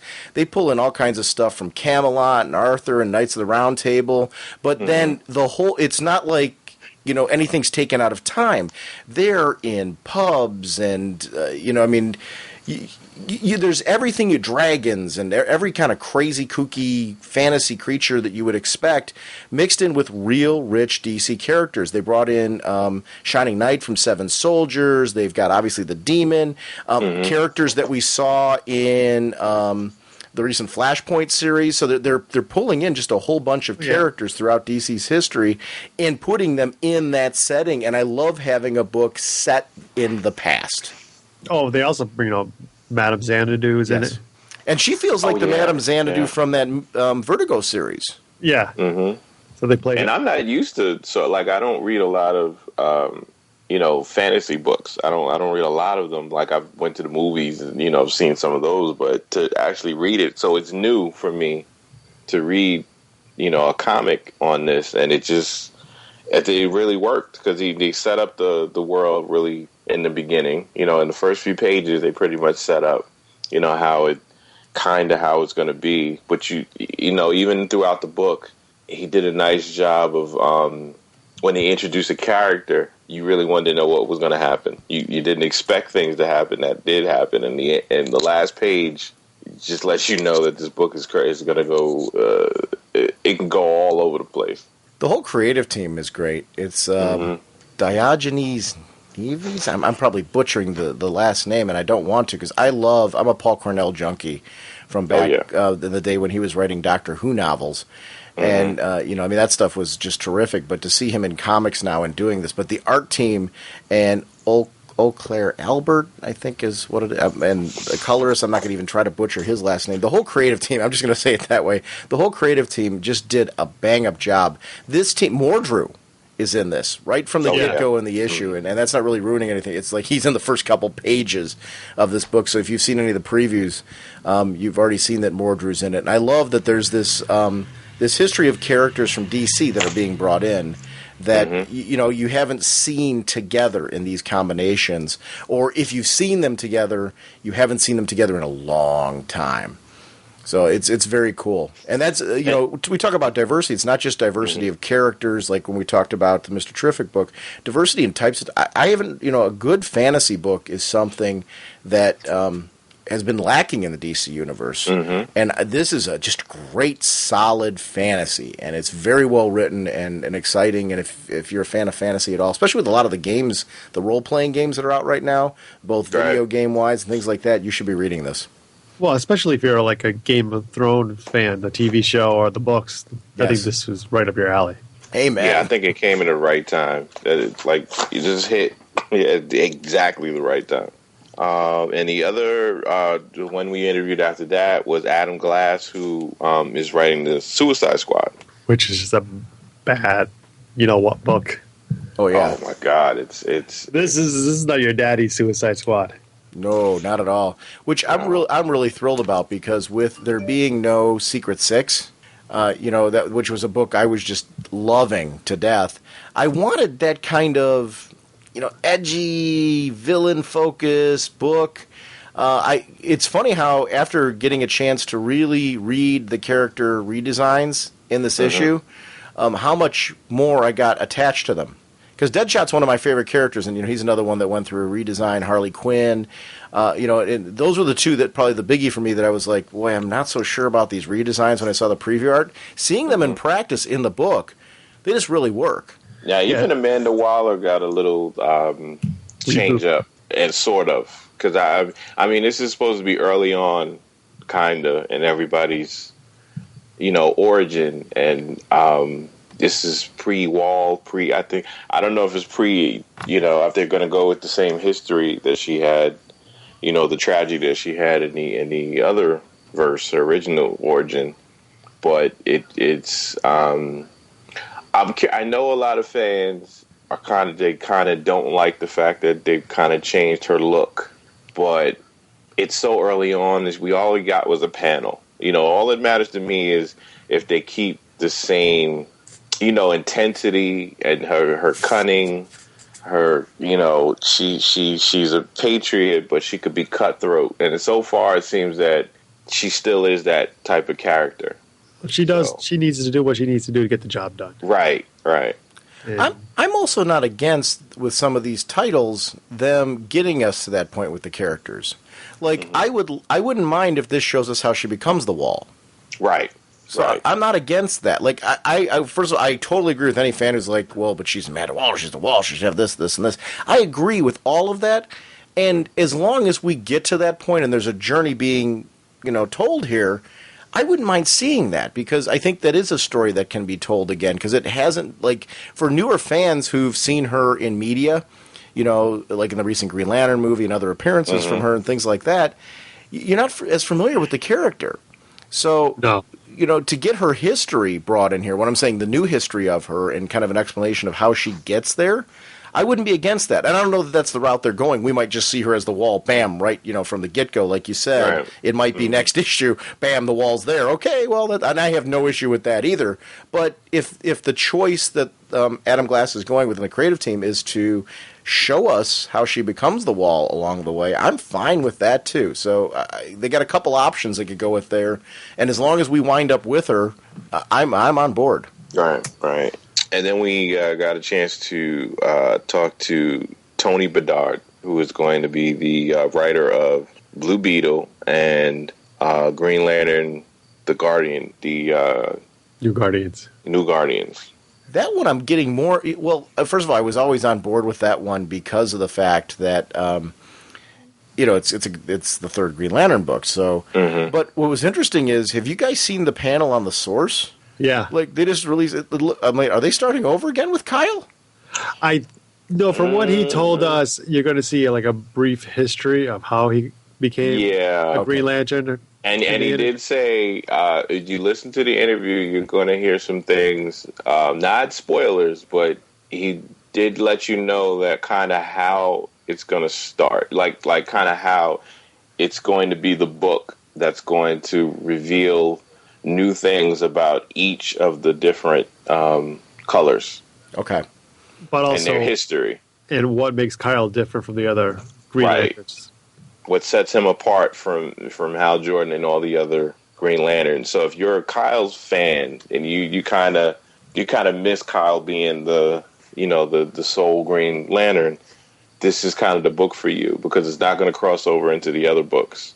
This is kind of be on its own thing. So, and then you get to hear a little bit more about Blue Beetle and things that he took from the original series and kind of where he wants the book to go, and at least for the first few arcs. So it's really interesting to hear just how he wants it to go and how excited he is about working with these characters. I'm, in general, when he's on a book, I'm on board, just because historically with him, ever since his days at Valiant, that was my first exposure to him, and just everything he's done, to me, has just been terrific. I really think he's a very talented writer. I think he always gets to the core of the characters and takes us on a really great journey. So, if his name's on a book, that immediately gets me to take notice just because his name's on the book. I'm thrilled that they're not ignoring what's happened with Kyle. Actually, I feel like a bonehead for even thinking of that, because where Kyle has been would naturally lead for him to be in this situation with the New Guardians. Because they really kind of, in August, closed off any kind of relationships that would tie him to the Green Lantern Corps. So he's in a position where I could see him becoming this kind of lone character off with this group of, obviously, people from each of the Corps. That kind of, it makes sense. There's a natural transition piece, which I really loved about how August kind of wrapped things up for a lot of books. It put them characters who are sticking around and not having brand new status quos. It put them in a position where it could be fresh in their first issue. That one's next week, I believe. Yeah, I think so. Blue Beetle came out today. Yeah, I've got that one right now, Blue Beetle. It's got right in front of me. I want to page through it, and I'm like, no, I kind of want to read it first. Yeah. I don't want to know what's going on before I go. Oh, I'm getting I've been getting the bundles from DCBS, so I have to wait till Friday. But I've read so many books the last couple weeks that it's just ridiculous. How are you guys? I'm sorry, I'm kind of derailing here, and Darrell, we're going to go right back to this, so I apologize. That's okay. I'm kind of taking us off on the side because you've touched on something here. I'm insanely interested in this because we're in this interesting era right now where there's just a lot of accessibility to getting these books. How are you guys getting them? Darrell, I know you just kind of answered that, but Chris, I'd like to hear from you too. How are you guys getting these books? I'm going for my local shop, and he has I get a discount. He's our friendly neighborhood of comics in Bellingham, Massachusetts. He is a promoter of our sponsor of our show, so he gives me a discount, and I've been buying the books through him. Darrell, I'm sorry, Chris, go ahead, please. And he's actually doing really well. I think me and Darrell talked about this a little while ago. The first full week, he had 5 new people come to his store, and each one signed up for 1 or 2 books. For a small, comic book store in the suburbs, that's pretty good for the first week, That's been the story everywhere. Like my co-host Jim has been going each week. He's getting them from DCB Service and having them shipped each week. And those are going to be kind of like the show copies that we'd read and stuff like that. But then I went all digital. And the thing that kicked me over the edge with it was the fact that I could go all digital and still support our sponsor, DCB Service. They have a digital store, which many comic book retailers do as well. So if anybody's buying digital, please consider either if your favorite podcast, consider supporting their sponsors, or make sure you're supporting your local comic shops with them, because there's these portals set up, and I think it's terrific. You're not paying anything more. It doesn't cost you as a reader anything more to purchase them that way, but it is giving a kickback then to helping out your favorite retailers, which for me, I love reading them on the iPad. I've just found that I'm really getting into this. It's just a personal preference for me now, where it's the convenience of not just reading it on the iPad. Anywhere I log into, any computer I'm on, at home, in my house, I can pull up my books. And I've got them all with me everywhere. And I'm finding that I really like that, which I never thought I would. I thought I would be like, it's paper or bust for me. And it really was this ability to shop at the digital stores through our sponsor. I'm like, okay, I can still support them because they support us, while at the same time going for this new method. So for me, each week, I've been buying them all straight digital the second they came out. So, Juan, our co-host that does No Apologies with us, he went straight digital. He doesn't even buy paper comics anymore. Really, he's mainly getting all his stuff from just from digital. I just read Ultimate Spider-Man today, the first issue of that one with Miles Morales. I wanted to see it, which is terrific. I really liked that book a lot. I didn't know what to expect. That was another one. I grabbed it digitally. So I'm this whole digital thing right now. I'm really digging.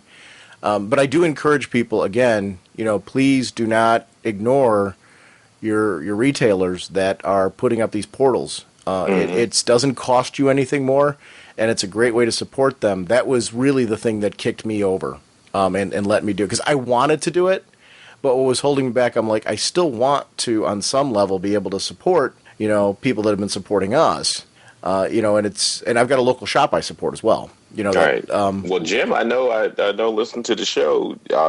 Jim would, each episode he would have his adventure, or how many stores he had to go to get all the books that came out that week. It's an every week thing with him, because now he's doing it on his lunch break from work. He's starting there because he works on the west side of Cleveland. Right. So before, what he was doing is waiting till after work. He lives on the east side of Cleveland. So he was coming home to the east side of Cleveland and going to 4 or 5 shops to try and get the books, which I love that that's what's happening, because it means the books are selling. So I'm always thrilled with that, which means it's good ultimately for any comic book retailer out there. So I'm hoping they're all just having these success stories that we're talking about now, because that, ultimately that's pulling people into the shop, getting them excited to come in. And I'm hoping some of that traffic is new traffic that's coming in. So, or the quote unquote lapsed traffic, whatever it is. Right. But now, as of last week, he started going on the west side at his lunch break and starting there, and then searching for the books that are sold out So he's starting at the shop opens at noon. He's arriving there in that noon hour. Not exactly at noon, but right, well within the first half hour of the store being open. Mm-hmm. There's certain shops that are being open at that are like opening up at that time and selling out. Yeah, wow. That's crazy. Well, we were talking to Joshua Fialco, the writer of iVampire. He was telling us he lives in California. He would go to the shop at 10, and there's already the store opens at 10. He said there's a line wrapped around the shop just to get in. Right. And it's awesome to hear things like that, especially, and it's not just DC, stuff that you pick up. I mean, I'm hearing people going there and then they see other comics from, and whether it's Image or Dark Horse or Marvel, and they're just picking up other books on the shelf as well as the DC stuff. Yeah, I mean, anything that's a draw into a shop, I'm hoping just winds up being good for everybody. That's really got to be the whole point of this. And I do hope, I want to say again, I hope it's new readers, on some level. And new readers can be people who read 10, 15, 20 years ago, whatever. It doesn't matter. Right. Or even 3 years ago and quit and came back, as long as they come back, that's all we care. Yeah, exactly. Because that ultimately is good for us. Those of us that have been here, I'm tired of titles that I think are great, that are your smaller titles that are being canceled because I think the quality's high, but they aren't getting the readership to be sustained. And I think the only way they're going to get that readership is if there's more clientele to buy the books. So I'm glad to hear that a lot of these books are selling out. Ones that I'm like, wait, that sold out? I'm like, that's great. Well, even with one of the things I like about the 52 is that they're hiring people to work on these books that they haven't necessarily worked with before. Like to do the covers for Man of War, we interviewed Victor. You want to say the rest of his name, Chris, so you can mess it up? Cavechi. He writes Blue Estate, which and he's doing the covers for Man of War. He'll be doing some other covers too for DC. But it was just interesting to hear. This is someone who's doing outside stuff. He's doing independent books, but he's also getting a chance. They're letting him. They're hiring him to work on the covers. So he gets some exposure that way too. So it's good to hear them doing that. The same thing with Joshua Fialkov. He comes from a straight indie background. Yeah, and to be able, and he's gotten a lot of traffic with his other independent stuff like Elks Run, and he is the Last of the Greats are coming out, and Echoes already came out. Just because of the spotlight that he's gotten from working on just one of the DC books. So, Darrell, you're getting everything you mentioned from DCB Service, correct? Yeah. Okay. Yeah. I've gotten the bundles. I've done the so far for the first 3 issues. They're doing bundles. So I've just been clicking the button and just buying all the bundles and just reading and going nuts, trying to read everything. I think I've sat like for 20 minutes going through which book I want to read first. That's the worst first part. week. Yeah, because I didn't even know what I wanted to read first. Was it Batgirl? Was it action? Was it I was just going crazy. Was it Green Arrow?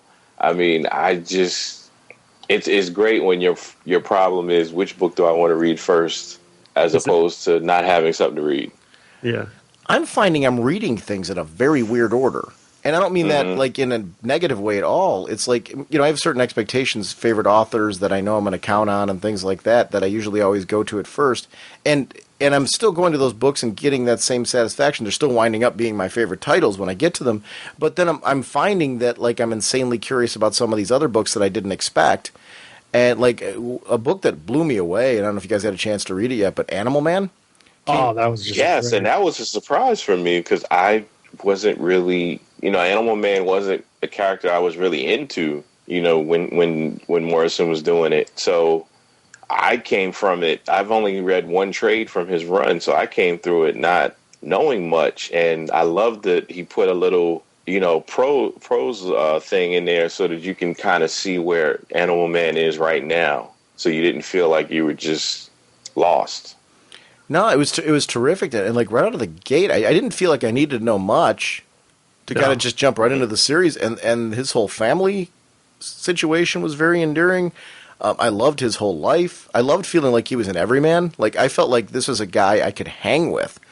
And I felt like that through the entire book. Like he's got some vulnerabilities and insecurities and stuff like that, and things that his powers are doing to him. And I don't want to spoil too much, other than to say that this is just, if you miss this one, do yourself a favor, because it really surprised me in a very good way. And I'm finding that's happening a lot in my experience with these new 52 books.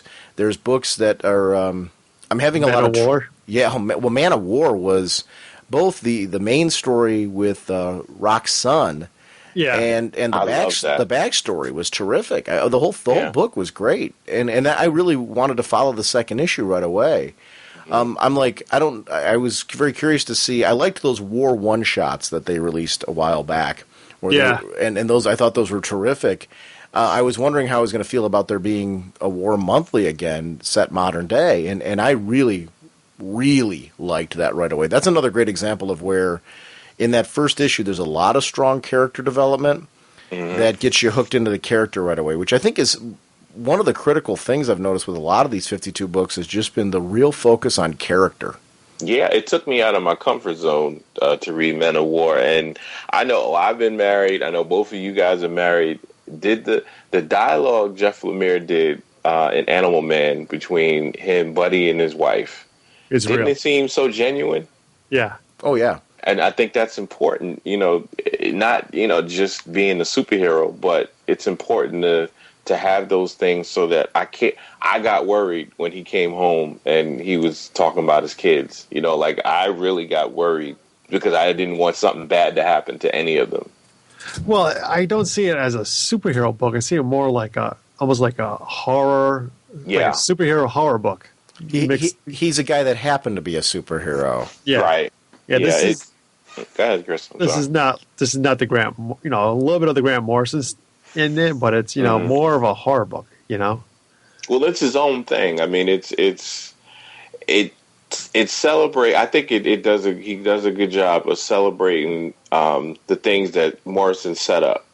Yeah. For Animal Man, but at the same time, he made his own thing out of the book. This is Jeff Lemire's Animal Man book. Well, it's a natural progression of Animal Man. I think, right. That was the Animal Man, what was it, the 90s, 93, 94, that Animal Man came out. Yeah, this is Animal Man for now. This is Animal Man for 2011. He's a vegan, quote unquote. He's some kind of hipster cool with the hipster kind of kids. He's an independent film star and all this stuff. That's what he would be now. I think that fits the history of the character too. Because when you think about it, back in the day when Morrison was writing the book, it was very much a now book. At the time, it was a lot of social commentary at the time of the time. So in modernizing it and doing it this way, it's really honoring the book and the character's rich history. So I love that, because it wouldn't make sense for him to be set the same way he was back when Morrison wrote him. Morrison wouldn't have done that. Morrison, if he were to write it now, would have written it today. So that's one of the things that I really like about the book is it feels like this is exactly what an Animal Man book should be. And I love that it just felt unexpected. And in a good way. I like surprises like that where it's just like, whoa, where did this come from?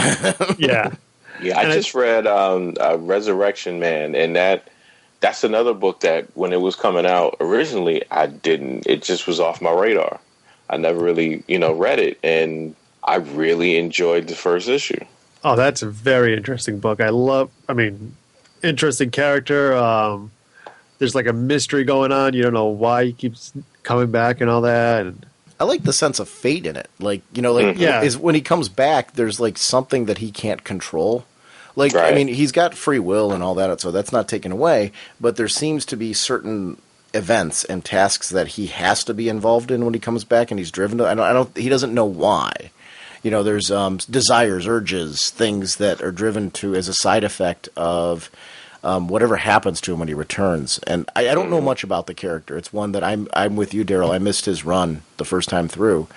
And it was one that I was insanely interested in because the premise is cool. And so, which is why I'm wondering why that book was under my radar to begin with. But now that I've read it, I kind of want to go back and read some of what happened before because this is really interesting. Yeah, I'm curious to see if people, even though this is his own thing now, I'm curious to see if people will go back and try to bin dive for some of these old runs, and go ahead. Well, I know DC's been putting back their trades because I know Animal Man is back in trade again. I know that was getting low, and a lot of these people are going back to the old books, trying to find out where these characters came from. It's on the app too. It's which I haven't got a chance to get it yet because I've been so focused on buying new material, but it is one of those that's on the app as well, which I think I don't know if I'm going to gradually start reading it there or go back. I haven't really decided how. I'm getting all the new books digitally, but I haven't decided how I'm going to handle older material when it comes to that. Am I going to, because obviously I'm not giving up what I've got. Right. So I don't know if I'm going to go back to older material and use some of that still that way. I don't have to have it. I'm not like stuck into it has to be all digital now. But on the other hand, I'm fully comfortable if it could be. So I don't know. That's a book I want to read. That's one of those that now it is on my radar. Oh. Yeah, and the Batman and Robin, I read that a couple of days ago, and the Batman and Robin, that conversation with Bruce, with Damian, and him kind of saying, I'm not going to celebrate the death of my parents anymore. I'm going to celebrate their life. I mean, I was really surprised by that issue. It fits the theme of what they seem to be doing with him now. Because very, very much that theme is carried over thematically in what's just happened in today's Batman book. I won't spoil any of that because I know you don't have it yet. And also what happened to Detective. I think that just seemed, and to a certain extent, the Catwoman. It's interesting to see what Bruce is like now, and all of it plays off of where Bruce has been leading up to this. None of it was thrown out the window, and you see that in Nightwing. Yeah, and I'm going to keep very general because I'm not going to ruin anything or spoil anything. But I like the Bat universe, how tight it feels, even though each book has its own independent flavor. I do want to recommend, not only besides Batman and Robin, today's Batman that was released. For anybody who liked the Detective Comics run by Scott Snyder, you just pick up Batman now. And if you didn't read his Detective Comics run and were thinking to yourself, geez, I wish I had because of the critical praise it got, start with Batman #1. It's right off the starting block. It's just brilliant. I love the direction the book's going in. It's Scott Snyder gets Batman. Yeah, but the art's just amazing. Greg Capullo's just killing that book. And the colorist, the whole creative team, it's just visually, you're right. It's spot on. He seems to just have gotten in both of his Batman runs connected with just amazing art teams that really understand his story direction. And I think that's important. They're interpreting his scripts, and they're interpreting in such a way where it's edgy, sharp, fun. This Batman relaunch, I didn't think it could get any better for Batman, and it keeps getting better. Yeah, the art teams were like, from the coloring to like the art and Detective with Tony Daniel and it just, I liked his art before, but this was just 10 times better than even that. And Dan Jurgens and George Perez on Green Arrow and Aaron Lopresti on Justice League International. It just, the art is just, it's beautiful. It's like everyone got a shot in the arm to just go full out and do the best job that they can. Not that they didn't do before, but I mean, it just seems like there's a new life at DC right now. Well, what's interesting is that some of these new artists I never heard of or never read. I mean, Ben Oliver for Batwing. Oh, that guy's just amazing. And that was a big surprise for me. How great Batman was. I mean, Judd Winnick. And I was like, he's actually doing Batwing from Batman Inc. That I think we met in one frame. Yeah. And that was an amazing book. Those are That's the mystery that was set up in that issue of Batwing was something that really just hooked me in right from the get-go. The time placement, jumping between present day, back a little bit, kind of filling in the blanks on the storytelling. I really loved the pacing, the storytelling on that. It felt different than all the other books out there, which was, I think it's really important when you're establishing a new Bat character. You want that book to have a set identity right out of the starting gate, something that makes it feel like thematically it's a Bat book. You feel that connection to the Bat universe, that kind of thing. I think that's really important for people that are Batman collectors. But yet it had so much to it that reminded me of my favorite Batman spinoffs. And yet it can be read totally independently. Right. Yeah.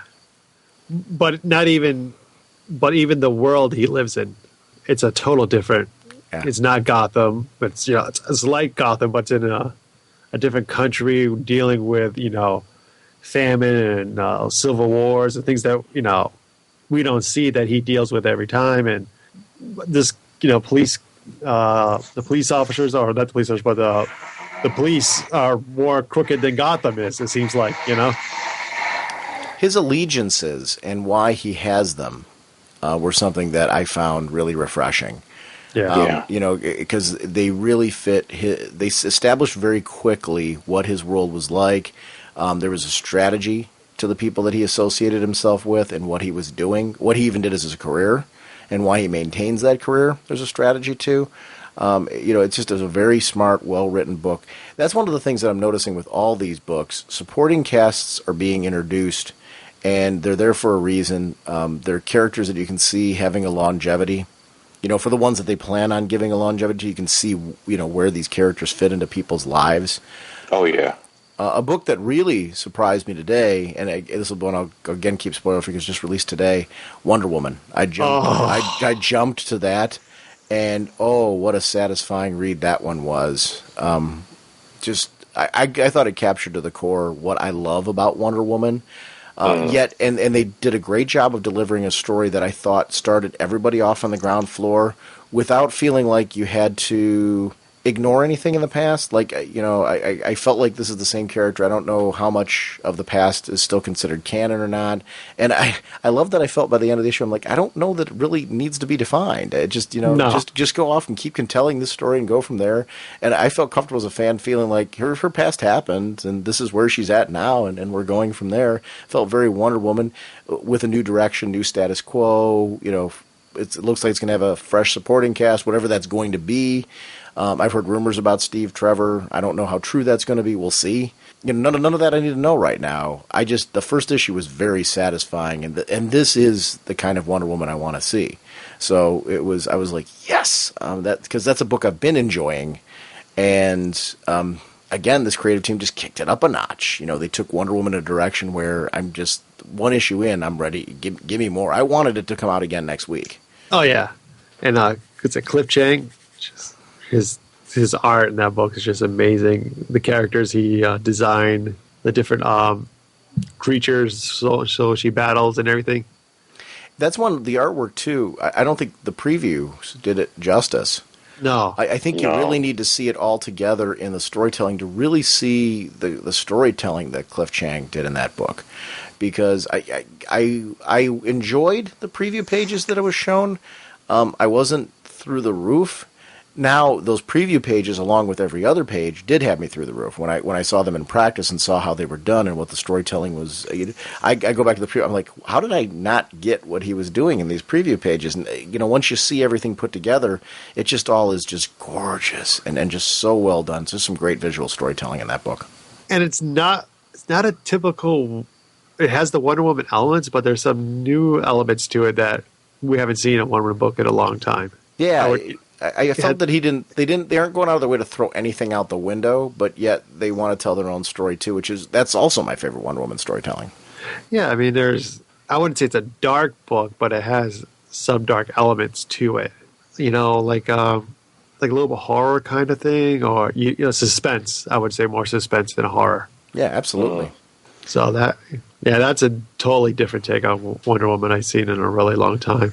Guys, one thing I want to make sure, is there any other interviews or things you want to shout out? I want to make sure we get back to that because I derailed us and I apologize. I want to make sure that we shout out anything that's coming up in Comic Book Roadshow that you want to get the word out about. So let's make sure to do that. Is there anything else that I'm missing that we didn't get to? Oh, well, the one that our last interviews for the DC New 52 was Joshua Fiacco, who's doing iVampire, which was a very interesting interview. And that's one of the books I had no idea what that's about. Yeah. And after he gets into not only just working on the book, but he gets into, we do a lot of talking about the industry as a whole and how and why some of this is necessary. You know, the things that they did with the DC 52 and how, you know, just how he's coming at it and as a writer and dealing with the, you know, how the comic shops are doing, which means how writers who are doing their own work, you know, how is it for them in this atmosphere? You know, when you see a lot of mainstream books getting canceled, you know, because they're not selling over 20,000. Just imagine what creator-owned books are selling. You know, they would some of them would kill to sell 20,000. Oh yeah. You know, and just saying how, you know, doing these 52, this whole how it sparked conversations about comics that people who have not talked about comics this much in years. I want to make sure to shout out the taylornetwork.wordpress.com. I was listening to that interview today, and I love the website. It's very easy to navigate. I love the way that it's broken up between the different podcasts. Plus, you have an email subscription that people can do right from the website. But you're also Facebook, Twitter. You can go Darrell's Podcasting Network. You can see all the different podcasts that you want to check out there. Or you can email us at, Chris, you can give the email for the Comic Book Roadshow. It's Comic Book Roadshow at Comcast.net. Yeah, and we'll have a table this year we're sharing a table with the Fixers Hideout at New York Comic Con. So we'll be out there. If you come to Podcast Alley, you can hang out with us, talk about comics. We'll be there. Guys, is there anything else you want to shout out? No, I think we covered everything. I mean, you want to check the website out. It's the taylornetwork.wordpress.com. And I want to thank you for having us on that we could talk about the interviews. Oh, no, yes, thank you. You've been a long-time friend, so believe me, anytime. Like I said, the website I love. It's one of the ones that I've bookmarked. It's been funny following your website evolution because you had, I don't know how you were doing it before. You had like multiple websites that you were trying to keep track of, and then you consolidated everything, which I think is just a great thing because you've got articles on the website. I do recommend anybody please check it out, the taylornetwork.wordpress.com, because I don't just go there for the podcasts. There's a lot of articles and blogs and things like that being posted. Yeah, Donnie Salvo is contributing reviews of comics and movies. You know, I do Nothing's On with him, the TV and movie podcast. So he contributes that. We have Raphael, who's called into your show quite a few times. He's a listener. He does some articles for the website too. Yeah, I really enjoy it. It's a great full-featured website, so if you aren't checking it out, make sure to check out the website because there's just a ton of content on there that you're not going to find on the podcast. So, you know, it's nice when in between podcast episodes to go check out the website as well and enjoy that. And, guys, I want to thank you for coming on and joining me today. Oh, thank you. Yeah, thank you. Holy caffeine!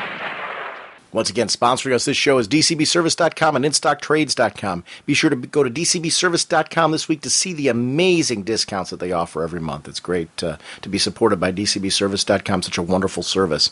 Over at InStockTrades.com, remember, you can pick up those amazing deals. I mentioned the new Teen Titans Games hardcover, $24.99 regularly, 38% off, only $15.49. The Dark Tower Omnibus hardcover set, $150 regularly, 38% off, only $93. Like I said, the higher the ticket price on those things, you get these 38% off really shaves off a lot of money. And then you wind up getting free shipping because everything $50 or more, free shipping. So if you have been waiting for some time, not necessarily even those two books, If there's any hardcovers or trades that you've been looking for, great time to get a bunch of them together and save on that shipping because, it's more money in your pocket, which in this day and age with this economy, we got to save money anywhere we can. So I want to thank dcbservice.com and instocktrades.com for continuing to support our show and for being such a great portal to Comixology. I actually use their websites to read my books when I'm reading them on my computers because, it's just real easy to click on their site and connect right to Comixology from them.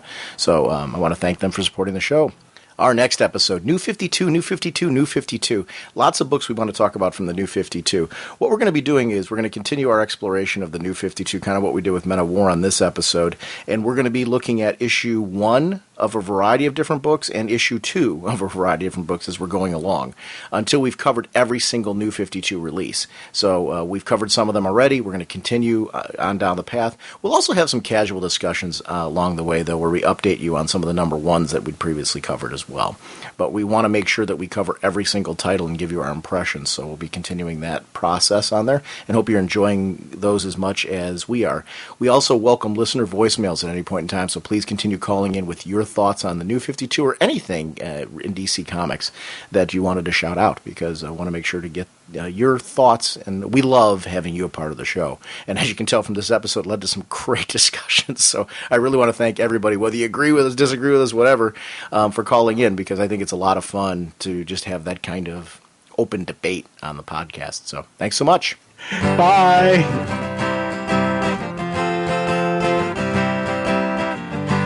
Flying through space and time, 1,000 different lifetimes. Faded for love and loss and incredibly clear sightlines. Swinging your mace around, such a practical outlook. Helping the JSA and occasionally supporting your own book. Hawkman, Hawkman, eagle eyes can't see. Hawkman, your plan and what you do to me. Hawkman.